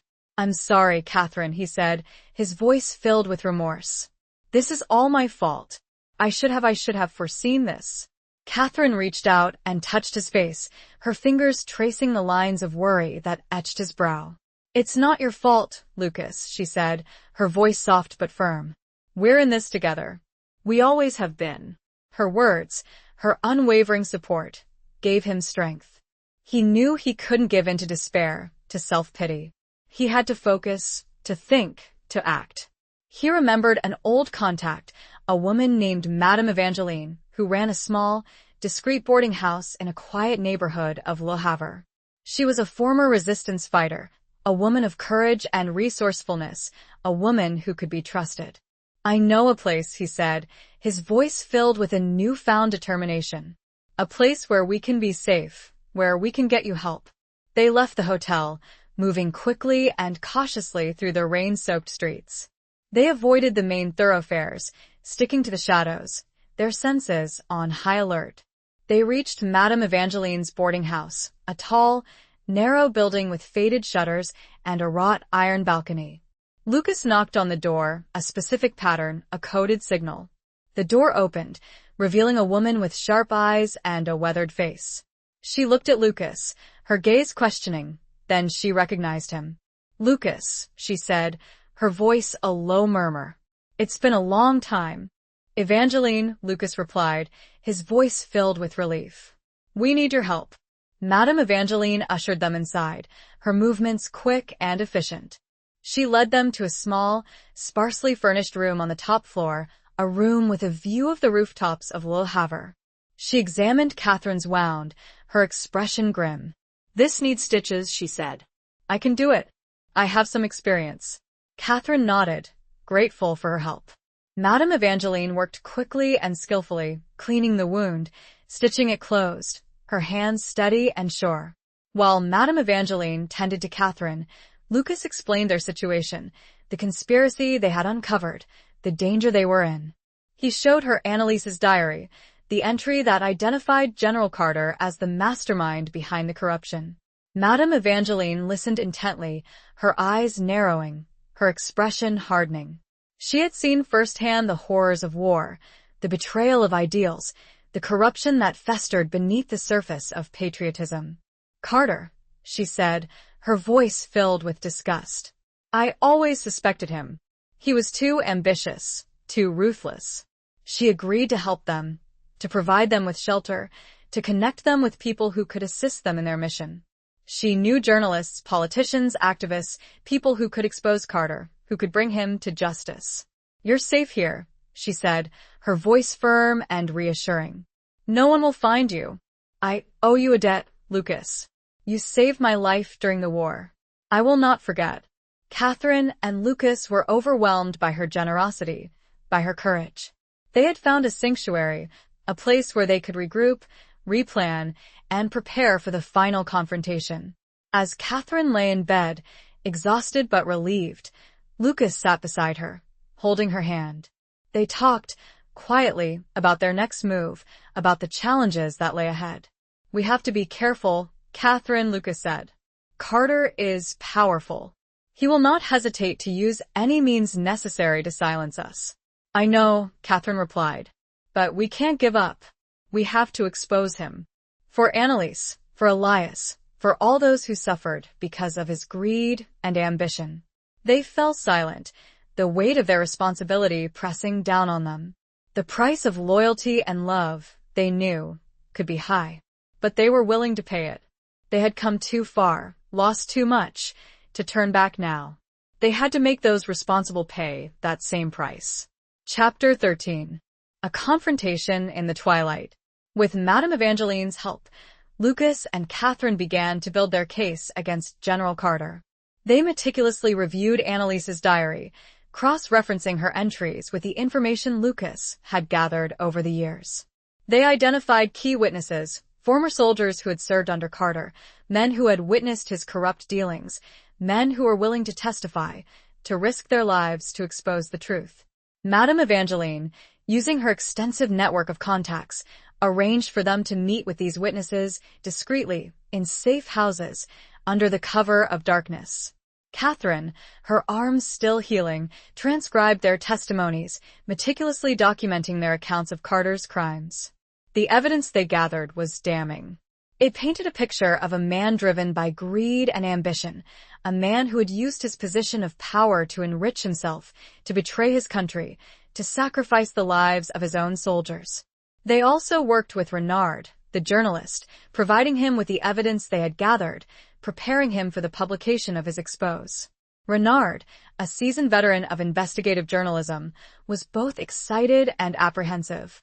He knew that this story could make his career, but he also knew that it could put him and his sources in mortal danger. "This is huge, Lucas," Renard said, his voice filled with awe and trepidation. "Bigger than anything I've ever handled. Carter is a national hero. People won't believe it." "They will," Lucas replied, his voice firm and resolute. "The evidence is irrefutable. We have witnesses, documents, photographs. We have the truth." As they prepared for the publication of the expose, Lucas knew that they needed to confront Carter directly.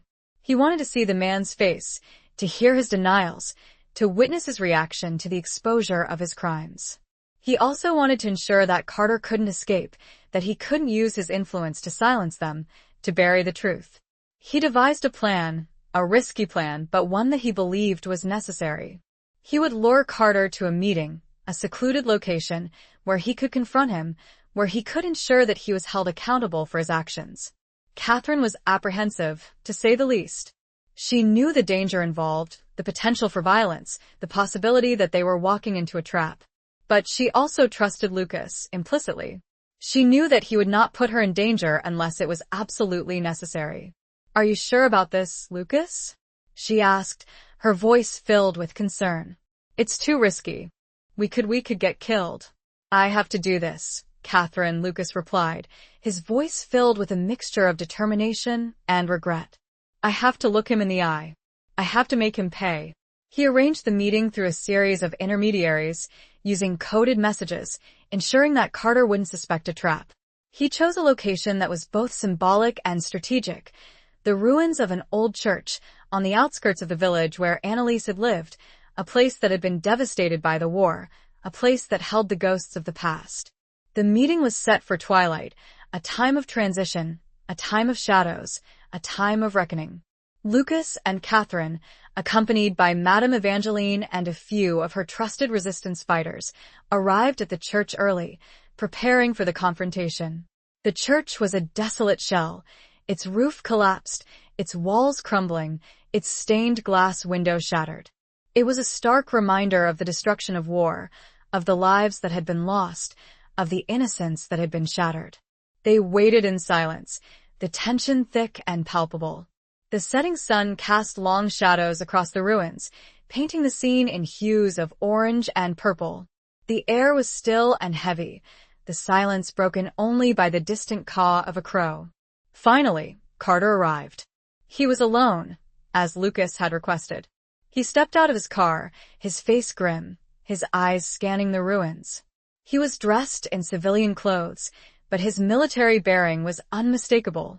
He was a tall, imposing figure, a man used to command, a man used to getting his way. Lucas stepped out of the shadows, confronting him. Catherine stood beside him, her hand gripping his, her heart pounding in her chest.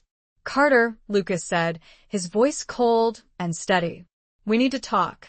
Carter looked at him, his expression a mixture of surprise and annoyance. Beckett, he said. I thought you were dead. As you intended, Lucas replied. But I'm not. And I'm here to expose you for what you are. A traitor. A murderer. Carter's expression hardened. You have no proof, he said, his voice dismissive. Lucas held up Annalise's diary. This is your proof, he said. The diary of a woman you murdered. A woman who knew your secrets. Carter's eyes narrowed. He recognized the diary. He lunged forward, trying to grab it, but Lucas was too quick. He stepped back, holding the diary out of reach. It's over, Carter, Lucas said. Your crimes are about to be exposed. The world will know the truth. Carter's face contorted in rage. You'll never get away with this, Beckett, he snarled. I'll destroy you. I'll destroy all of you. He reached inside his coat, pulling out a gun. Lucas reacted instantly, drawing his own weapon. A standoff ensued, the two men facing each other, their guns pointed, their eyes locked in a deadly gaze. Catherine watched in horror, her breath caught in her throat. She knew that this was the moment of truth, the moment that would determine their fate. She knew it was the moment everything changed. One way or another. Chapter 14. Scars that never healed. The twilight air crackled with tension, the silence broken only by the ragged breathing of the two men facing each other, their guns locked in a deadly standoff. Catherine watched, frozen, her mind screaming, her heart pounding a frantic rhythm against her ribs. She knew that one wrong move, one twitch, one flicker of doubt, could shatter the fragile stalemate and plunge them into a maelstrom of violence.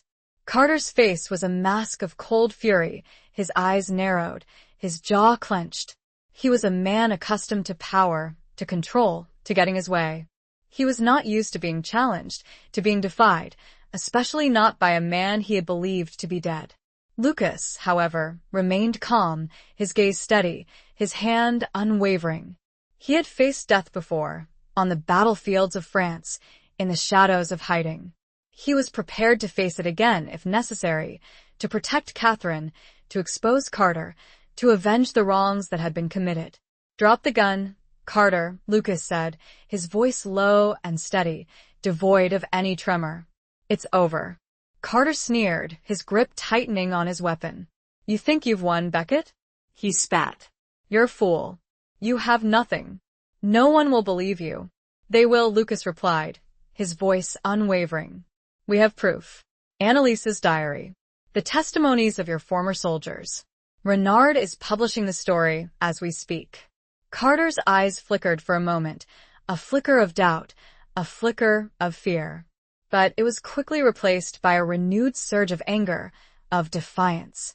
You're bluffing, he said, his voice shaking slightly. You have nothing. Lucas took a step forward, his gun still trained on Carter.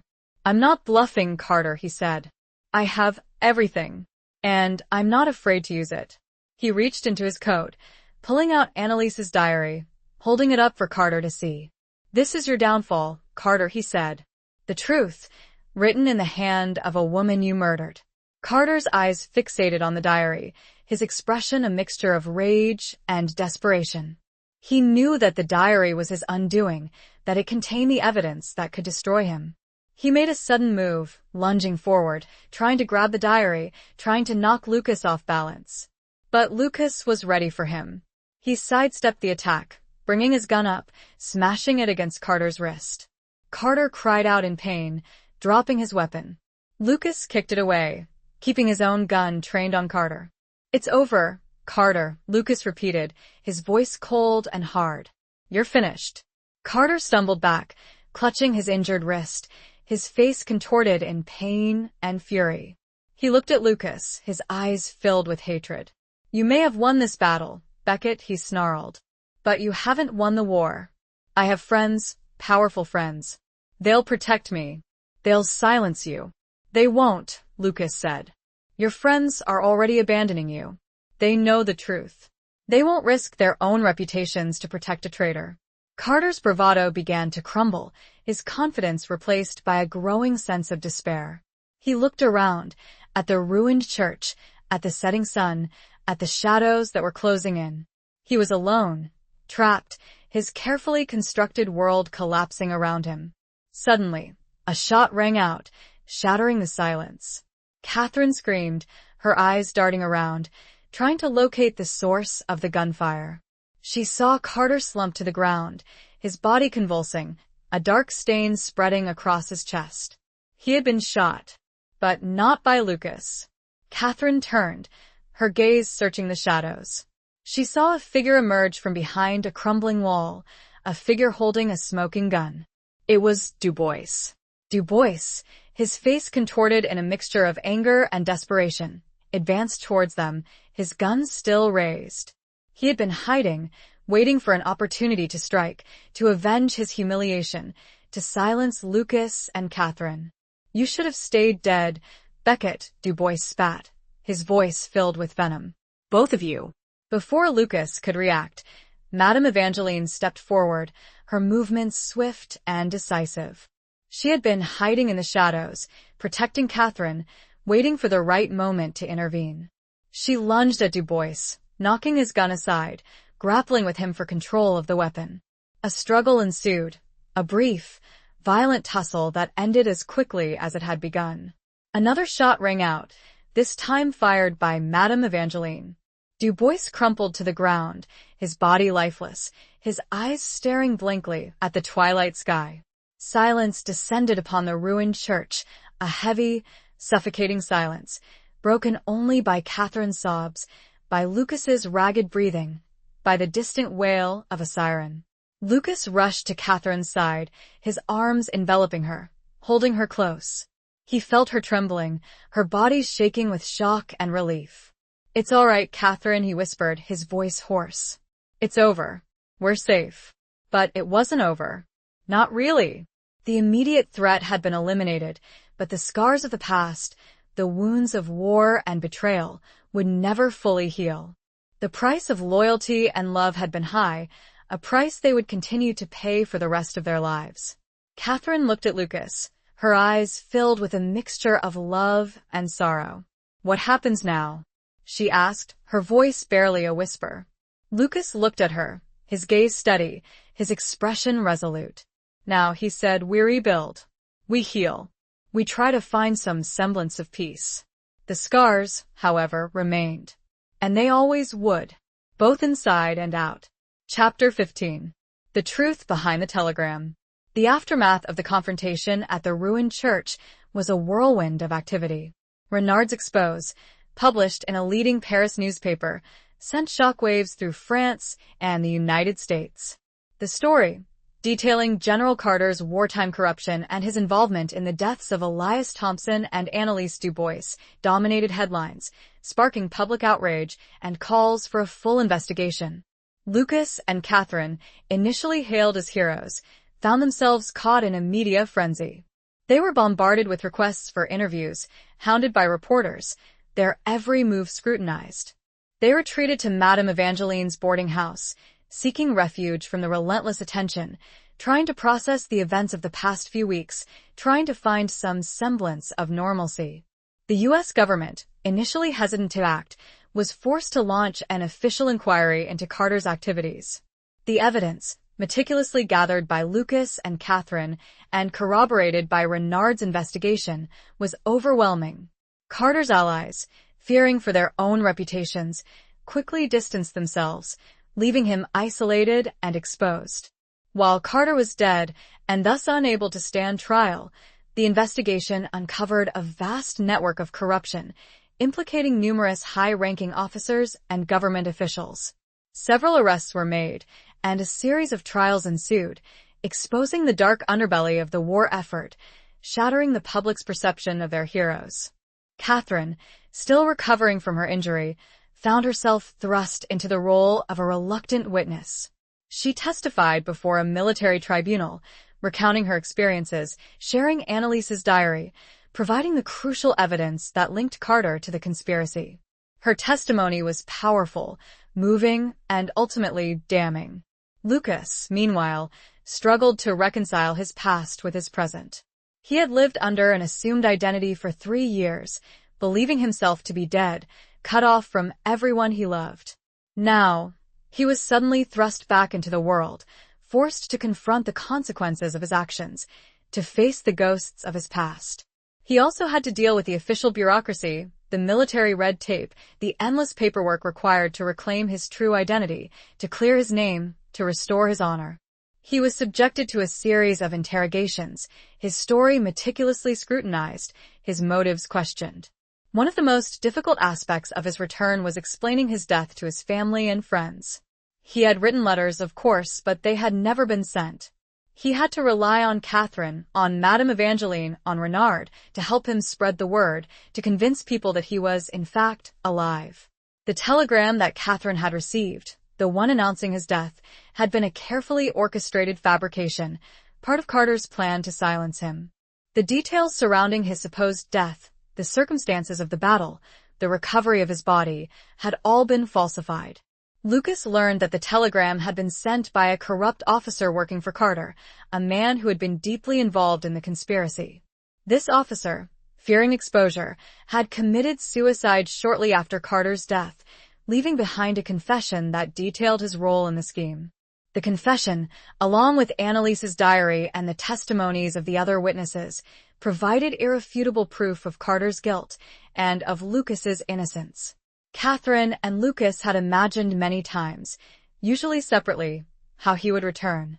It had never been like this. As the truth emerged, Lucas began to receive messages of support, of congratulations, of relief from his family, from his friends, from his former comrades in arms. They were overjoyed to learn that he was alive, that he had survived the war, that he had been a hero, not a casualty. But Lucas found it difficult to accept their praise, their admiration. He felt like a fraud, an imposter. He had lived a lie for so long, he had become so accustomed to hiding, to deception, that he found it difficult to embrace his true identity, to accept the reality of his return. He also struggled with the guilt, the knowledge that he had caused Catherine so much pain, so much grief. He had watched her mourn him, he had witnessed her suffering, he had been unable to reach out to her, to comfort her. He apologized to her, repeatedly, for the deception, for the pain he had caused. Catherine, however, refused to accept his apologies. She understood his reasons, his motives, his sacrifices. She had never doubted his love, his loyalty. "You did what you had to do, Lucas," she said, her voice filled with compassion. "You protected me. You exposed the truth. You avenged the innocent. You have nothing to apologize for." Her words, her unwavering support, helped him to heal, to come to terms with his past, to embrace his future. He knew that he would always carry the scars of the war, the scars of his deception, but he also knew that he was not alone. He had Catherine, he had his family, he had his friends. He had a future, a life, a second chance. The telegram, the symbol of his supposed death, became a reminder of his rebirth. He finally felt like Sergeant Lucas Beckett again. Chapter 16. Flight from a Haunted Past. Despite the resolution of the conspiracy and the public vindication of Lucas's name, a lingering sense of unease permeated their lives. The media attention, while diminished, remained a constant reminder of the trauma they had endured. Le Havre, with its memories of danger and deception, felt suffocating. Even Madame Evangeline's sanctuary, once a haven, now felt like a cage. Lucas, in particular, struggled with the aftermath. The nightmares, which had subsided during their active pursuit of justice, returned with a vengeance. He would wake up in a cold sweat, his heart pounding, his mind replaying the horrors of the war, the ambush, the death of Elias, the confrontation with Carter. He found it difficult to sleep, to relax, to escape the constant feeling of being watched, of being hunted. Catherine, too, felt the weight of their experiences. Her arm, while healed, still ached at times, a physical reminder of the violence they had faced. She found herself jumpy, easily startled, constantly scanning her surroundings for potential threats. She longed for peace, for quiet, for a place where they could truly be safe, where they could rebuild their lives without the shadow of the past looming over them. They decided they needed to leave. Not just Le Havre, but France altogether. They needed a fresh start, a new beginning, a place where they could escape the memories, the ghosts, the constant reminders of the trauma they had endured. Lucas suggested America, his homeland, a place where they could build a new life, a place where they could be together, openly, without fear. Catherine, however, hesitated. She had grown fond of France, despite the hardships she had faced. She had formed a bond with Madame Evangeline, with Renard, with the people who had helped them, who had risked their lives to expose the truth. She also felt a sense of responsibility, a desire to stay and help rebuild the village where Annalise had lived, to honor her memory, to ensure that her sacrifice had not been in vain. They discussed their options, weighing the pros and cons, their hearts torn between their desire for safety and their sense of obligation. They spent hours talking, debating, agonizing over the decision, their emotions raw, their nerves frayed. Finally, they reached a compromise. They would return to America, but they would not abandon France entirely. They would establish a foundation, a charitable organization, dedicated to helping the war-torn communities of France, to rebuilding the villages, to supporting the families who had been affected by the conflict. They would use the money Lucas had inherited from his family, along with the donations they hoped to receive, to fund their efforts. They would work with Madame Evangeline, with Renard, with the local communities, to ensure that the aid reached those who needed it most. It was a way to honor Annalise's memory, to give back to the country that had sheltered Lucas, that had helped them expose the truth. It was a way to heal, to rebuild, to find purpose in the aftermath of tragedy. With their decision made, they began to make preparations for their departure. They sold the small amount of belongings they had, packed their bags, and said their goodbyes to Madame Evangeline and Renard. The farewells were emotional, filled with tears and embraces. Madame Evangeline, her eyes filled with a mixture of sadness and gratitude, gave Catherine a small, silver locket, a memento of their time together, a symbol of their friendship. "Never forget us, Catherine," she said, her voice choked with emotion. "Never forget what we did here." "I won't," Catherine replied, her voice trembling. "I promise."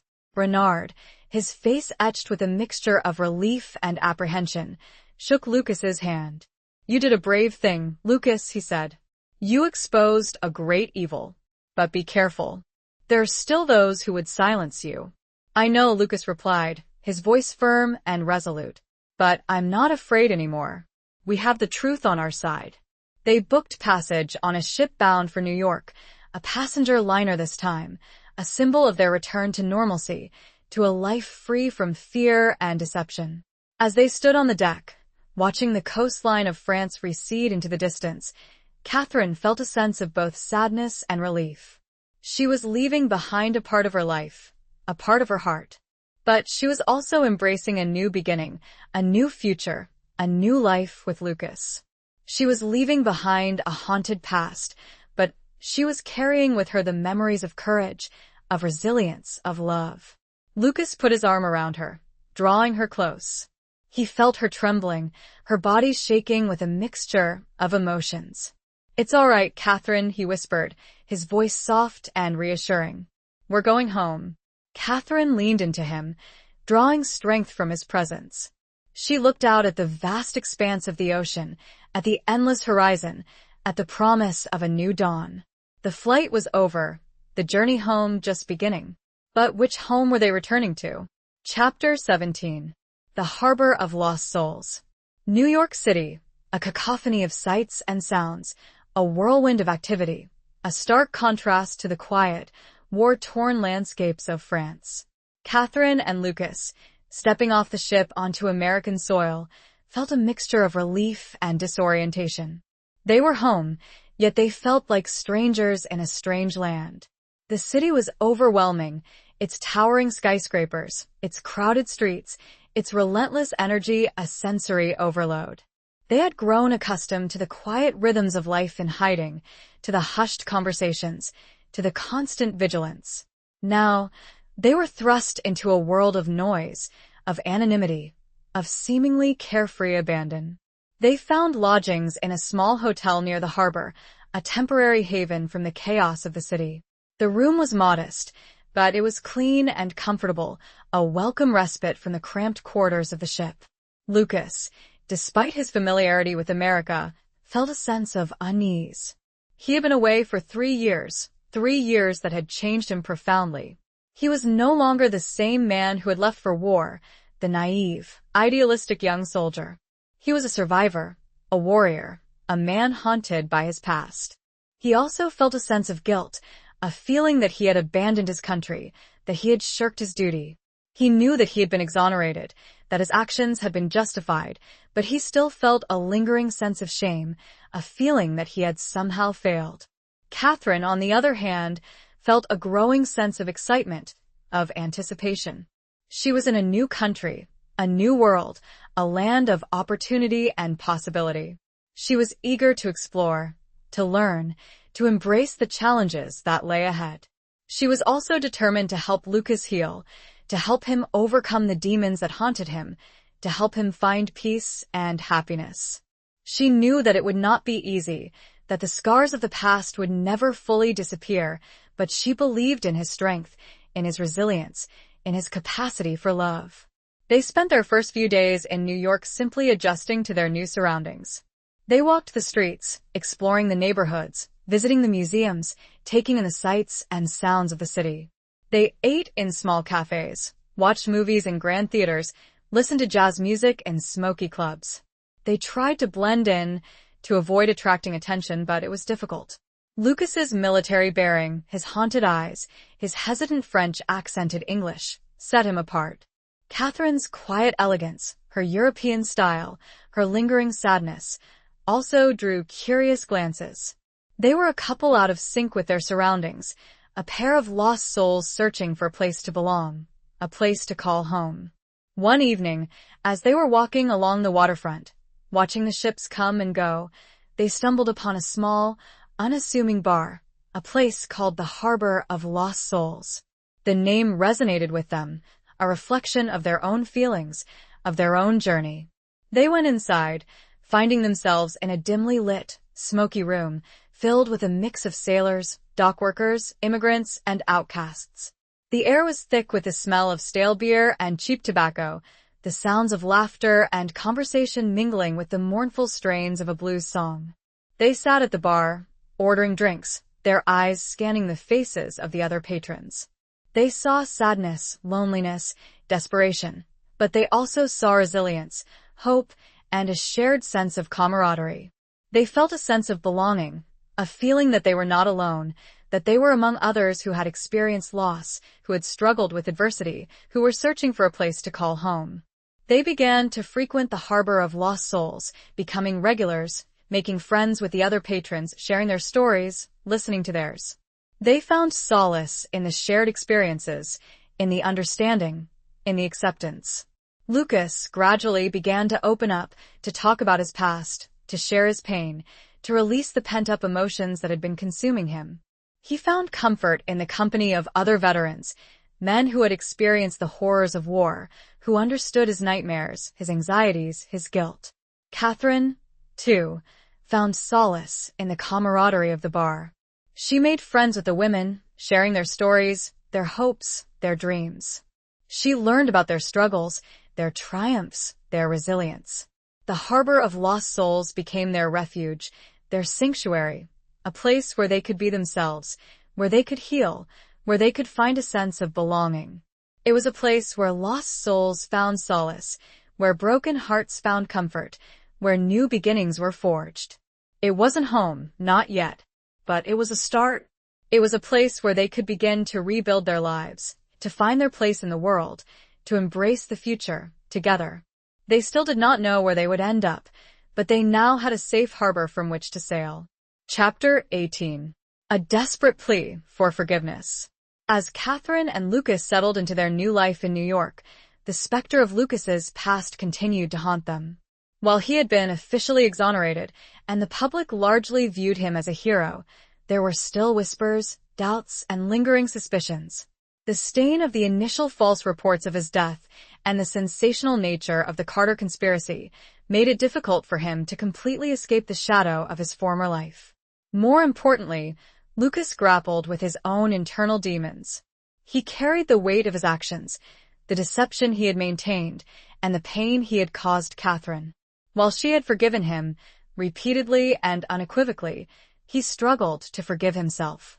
He felt unworthy of her love, of her unwavering devotion. One day, a letter arrived, postmarked from Arlington. It was from Lucas's mother, Eleanor Beckett. Catherine recognized the elegant, looping handwriting, having seen it on the unsent letters Lucas had written during the war. Lucas hesitated to open it. He had contacted his parents after his return, of course, explaining his resurrection as best he could. They had been overjoyed, ecstatic, their relief overwhelming. But he knew that his mother, a woman of deep faith and traditional values, had struggled to understand his actions, his long silence, his deception. He finally opened the letter, his hands trembling slightly. The words were filled with love, but also with a profound sense of hurt and confusion. "My dearest son," the letter began, "we are overjoyed that you are alive, that you have returned to us. It is a miracle, a blessing from God. But I must confess, Lucas, that I am also struggling. I do not understand why you did what you did, why you allowed us to believe you were dead, why you caused us so much pain. I know you say it was to protect us, to protect Catherine. But was there not another way? Could you not have trusted us? Trusted your own family? I pray for you every day, Lucas. I pray for your healing, for your peace of mind. But I also pray for understanding. I pray for forgiveness. For myself, for you, for all of us. Please come home, Lucas. Come to Arlington. Let us see you, hold you, talk to you. Let us try to understand. Let us try to heal, together. With all my love, Mother." The letter was a plea, a desperate cry for reconciliation, for understanding, for forgiveness. Lucas felt a pang of guilt, a wave of shame, wash over him. He knew that he had hurt his mother deeply, that he had broken her trust. He knew that he had to go to Arlington, to face her, to explain himself, to seek her forgiveness.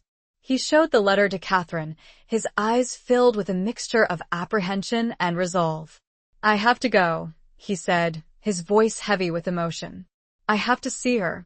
I have to make things right." Catherine understood. She knew that this was something Lucas had to do, not just for his mother, but for himself. She knew that he needed to confront his past, to face his family, to heal the wounds that had been festering for so long. "I'll go with you," she said, her voice filled with support. "We'll face them together." Lucas hesitated. He was afraid, not for himself, but for Catherine. He knew that his family, while welcoming him back, might not be so accepting of her. They had, after all, believed her to be his widow, a woman who had moved on, who had found love with another man even if that man was, in reality, him. "Are you sure?" he asked, his voice filled with concern. They might not understand." "I don't care," Catherine replied, her voice firm and resolute.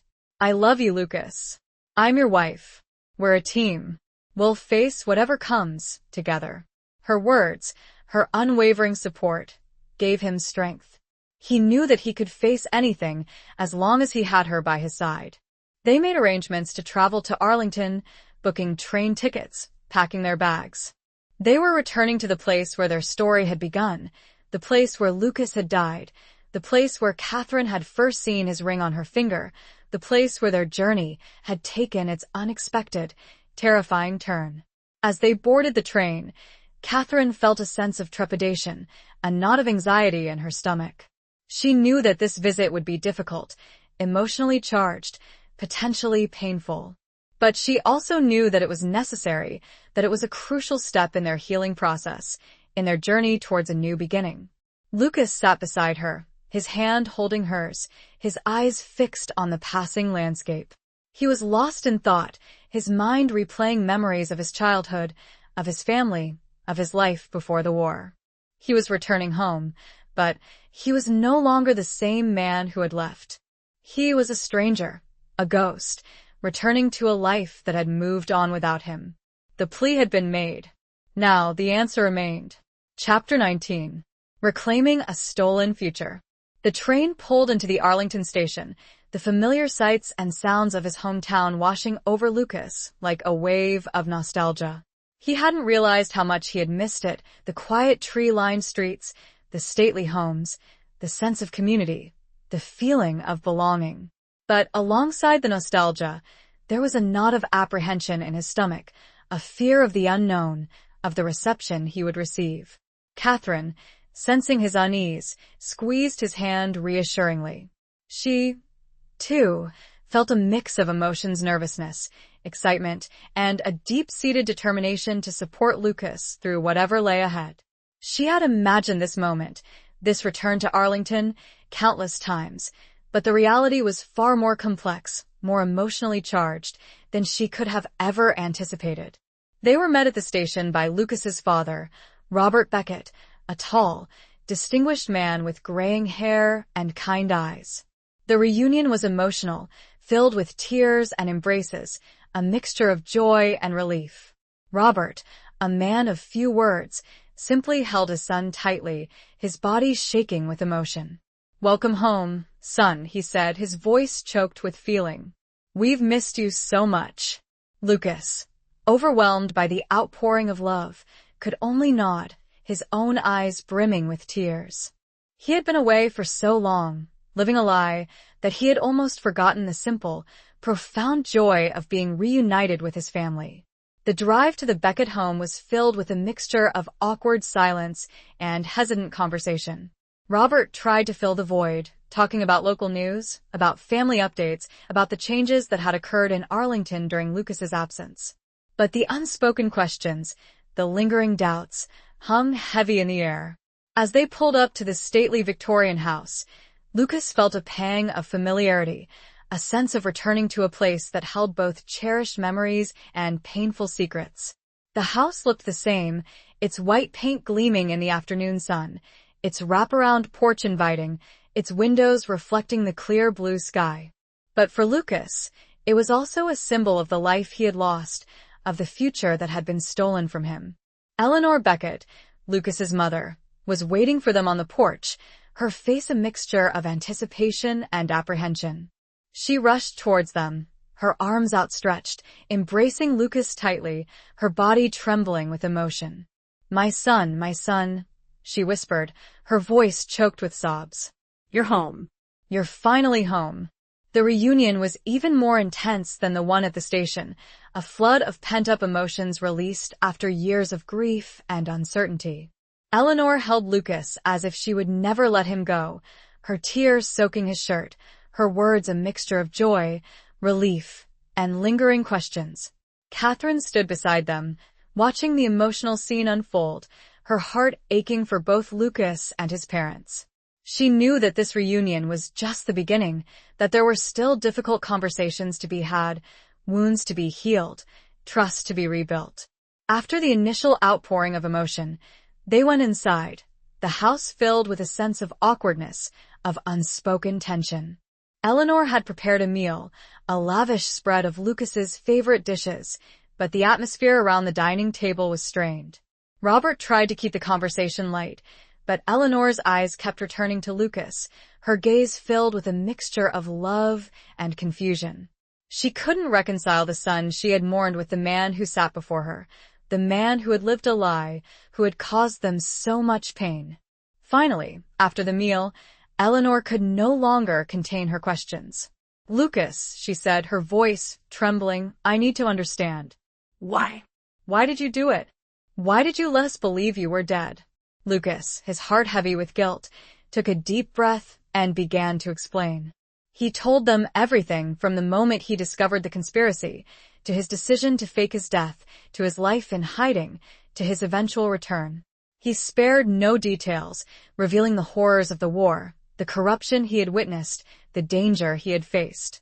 He spoke for hours, his voice raw with emotion, his words painting a vivid picture of his experiences.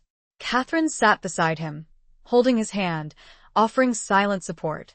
She watched as Lucas's parents listened, their faces reflecting a range of emotion: shock, disbelief, anger, and finally, a grudging understanding. Eleanor, her eyes filled with tears, reached out, and took Lucas's hand. "Oh, Lucas," she said, her voice filled with compassion. "I had no idea. I judged you too harshly. I didn't understand." Robert, too, expressed his regret, his shame at having doubted his son. "We should have trusted you, Lucas," he said, his voice filled with remorse. "We should have known that you would never do anything to hurt us intentionally." The conversation continued late into the night, a cathartic release of pent-up emotions, a gradual rebuilding of trust, a slow but steady healing of wounds. Catherine, while initially hesitant to intrude, shared her own experiences, her own perspective on the events that had unfolded. She spoke of her grief, of her initial disbelief, of her eventual acceptance of Lucas's death. She also spoke of her love for Lucas, of her unwavering belief in his integrity, of her determination to help him expose the truth.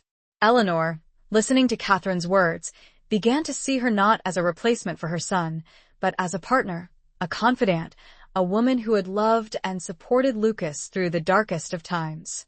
She saw the strength, the resilience, the unwavering loyalty that had bound Catherine and Lucas together.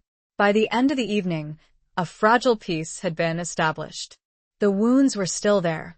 The scars would never fully disappear, but the foundation for a new relationship, a new understanding, had been laid. As Catherine and Lucas prepared for bed, in the guest room of the Beckett home, Lucas turned to Catherine, his eyes filled with gratitude. "Thank you," he said, his voice hoarse with emotion. "For everything. For being here. For loving me. For believing in me." Catherine smiled, her heart overflowing with love for him. "Always," she said, her voice soft and tender. "Always and forever." They were reclaiming a stolen future, one painful, honest step at a time. Chapter 20. The Reckoning of Love and Duty. The remaining days in Arlington unfolded with a blend of healing and lingering tension. Lucas and Catherine spent time with his parents, slowly rebuilding their relationships, sharing stories, and creating new memories. They visited Lucas's childhood haunts, walked through the familiar streets, and revisited the places that held significance in their shared past. Even, cautiously, Arlington National Cemetery. The visit to the cemetery was particularly poignant. Lucas stood before the tomb of the unknown soldier, a sense of profound respect and sorrow washing over him. He thought of Elias Thompson, of Annalise Dubois, of all the men and women who had lost their lives in the war, their sacrifices often forgotten, their stories untold. Catherine stood beside him, her hand in his, offering silent support. She, too, felt the weight of history, the gravity of the place, the echoes of loss and remembrance. They laid a small bouquet of flowers at the base of the tomb, a tribute to the fallen, a symbol of their commitment to honoring their memory. They also visited the empty plot where a headstone bearing Lucas's name would have been placed, had his deception not been necessary. The space felt both eerie and liberating. It was a reminder of the life he had almost lost, of the future that had been stolen from him, but it was also a symbol of his rebirth, of his second chance. While the family visits provided moments of reconciliation and healing, there were also underlying currents of unspoken questions and unresolved issues. Eleanor, while increasingly accepting of Catherine, still harbored a subtle resentment, a lingering feeling of having been deceived, of having missed out on crucial years of her son's life. Robert, while more outwardly supportive, struggled to fully grasp the complexities of Lucas's experiences, the trauma he had endured, the choices he had been forced to make. The town of Arlington, too, presented a mixed reaction. Some residents welcomed Lucas back as a hero, celebrating his courage and his resilience. Others viewed him with suspicion, whispering doubts about his story, questioning his motives, unable to reconcile the dead soldier with the man who had returned. Lucas and Catherine understood these reactions. They knew that it would take time for the community, and even for his own family, to fully accept the truth, to heal the wounds of the past. They were patient, understanding, willing to answer questions, to address concerns, to prove their sincerity. Amidst the personal and social adjustments, Lucas and Catherine also focused on their commitment to establishing the foundation in honor of Anneliese du Bois. They met with lawyers, accountants, and community leaders, laying the groundwork for their charitable organization. They envisioned a foundation that would provide aid to war-torn communities in France, supporting education, healthcare, and economic development. They decided to name it the Anneliese du Bois Foundation for Hope and Healing, a tribute to the woman who had sacrificed her life to expose the truth, a symbol of their commitment to rebuilding lives shattered by war. As their time in Arlington drew to a close, Lucas and Catherine felt a sense of both relief and lingering sadness. They had accomplished much, rebuilding bridges with his family, laying the foundation for their charitable work, and confronting the ghosts of their past. But they also knew that the journey ahead would be long and challenging, that the scars of war and deception would never fully disappear. On their final evening in Arlington, Lucas and Catherine found themselves standing on the porch of the Beckett home, looking out at the familiar street, at the houses bathed in the soft glow of twilight. "It's time to go," Lucas said, his voice filled with a mixture of regret and determination. "We have a life to build, a future to create." Catherine nodded, her heart filled with a mixture of sadness and hope. "We do," she said, her voice soft but firm. "And we'll do it together." They embraced a long, lingering embrace that spoke volumes of their love, their resilience, their unwavering commitment to each other. They had faced death, deception, and betrayal, but they had survived. They had emerged stronger, their bond forged in the crucible of adversity. As they turned to leave, Eleanor and Robert came out onto the porch, their faces etched with a mixture of emotions: love, pride, and a lingering sense of loss. "Take care of yourselves," Eleanor said, her voice choked with emotion. "And come back to visit. You're always welcome here." "We will," Lucas replied, his voice firm and resolute. "We promise." Robert shook Lucas's hand, his grip firm and steady. "We're proud of you, son," he said. "Proud of both of you." Lucas and Catherine smiled, their hearts filled with gratitude. They had found forgiveness, understanding, and a renewed sense of belonging. They were leaving Arlington, but they were taking with them the love and support of his family, the memory of those they had lost, and the determination to build a future worthy of their sacrifices. The reckoning was complete. Their life, finally, could truly begin. They departed. Epilogue. Years passed.